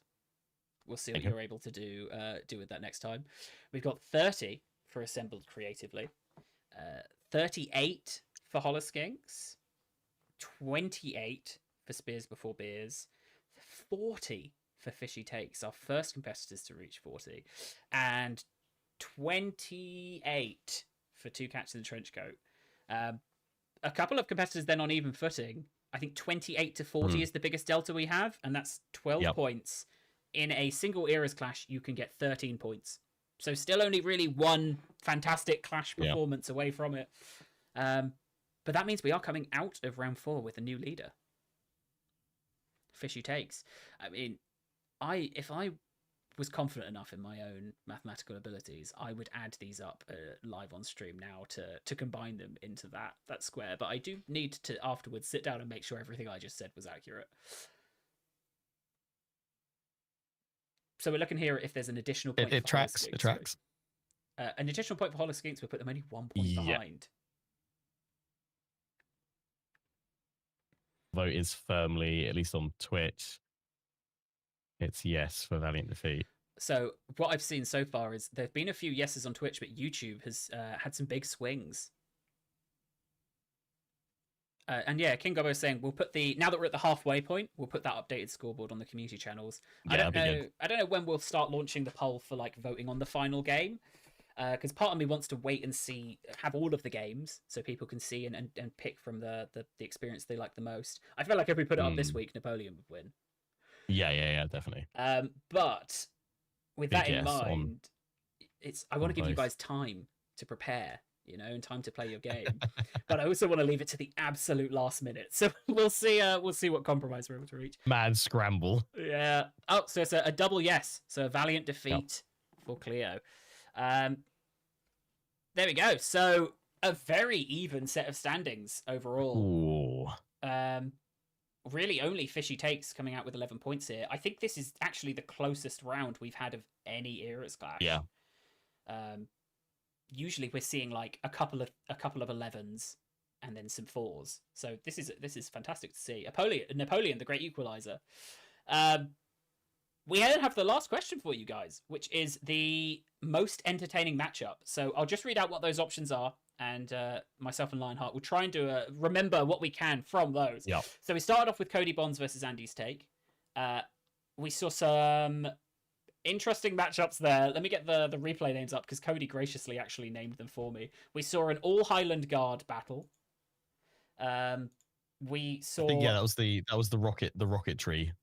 It was. War crimes. We saw rocketry war crimes. Oh, the first battle as well was Cody with the deployment at the back, the ambush. Yeah, Vanguard, yeah. And I think we also saw, was it the all melee Ottoman army? All melee Ottoman army. So some interesting tactics being used there. Yeah. Very entertaining. The second matchup we had was Terminator versus Monsters Abound. Featured our only naval battle. I mean, God, trying to put into words like some of the tactics that we see from Monsters Abound is always difficult. But we saw, I think we saw an all melee there, right? A similar all Ottoman charge. Yeah. We saw the naval battle, which was fantastic, and then we saw Monsters win with one of his insane armies. I think against an all Highland Guard army. Yeah. I didn't realize the ends of these streams would become a memory test, like a short. I know. I've been here present for all of it. I'm like, they've all just blended into mass carnage. Oh no, it's just gunshots. Although, to be fair, one really does stick in my head, which is just the Ottoman Civil War of camels. Yes, so that was Cleo versus Arcard #1, right? Was the Ottoman Civil War, and then the ones we've just seen were all Cleo versus Arcard. So the Ottoman Civil War, and then we had the second battle being the French Grand Battery versus the Provincial Militia, and then that last one you just saw was the Russians versus the British with the Unicorn cannons. So honestly, I think the hardest set of like entertaining matchup polls we've had so far in the clash. I would say like, oh, everyone should get 1 point because they were all great, but that does nothing. If everyone gets 1 point, no one does. So we'll see who gets awarded the bonus 2 points. So whoever you vote for in the most entertaining matchup, whoever wins that, both teams get an additional 2 points.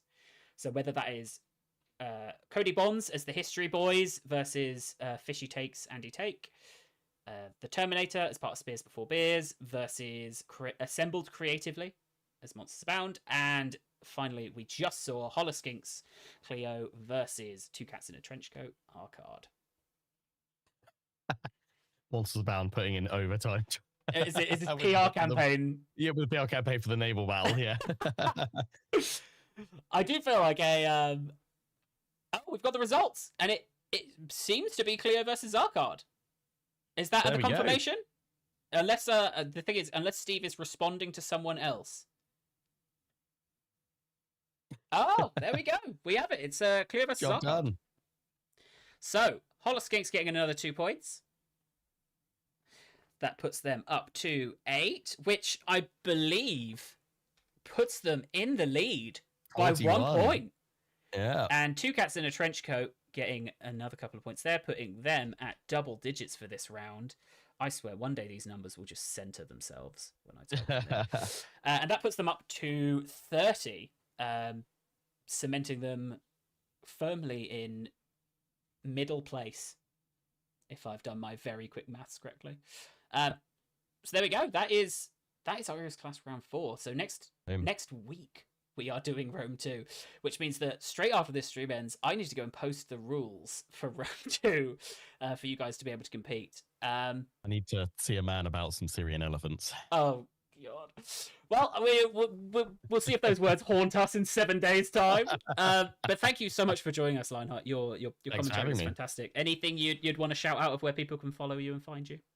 Lionheartx10 on pretty much everything. I was gonna say insane if they don't know who you are at this point. Yep. It's so focused on YouTube. You've got your Let's Plays there. Yep, YouTube Let's Plays, and then stream some of the many adventures on Twitch each week. Fantastic. And sometimes on those Twitch streams, you'll see the Total War account come in to try and wind you up, and then leave when they have to run words of motivation, and then just abandon me in my time of need. Fantastic. Well, again, big thanks to you for coming along. We look forward to seeing your competition as we continue to go forward. We'll see what you bring us next week. But thank you so much again. An army of elephants. Oh God. Thank you very much, everyone, for watching. Subscribe and follow if you haven't, and we'll see you again soon. I haven't hooked up my end button still. Same thing as last week. Goodbye.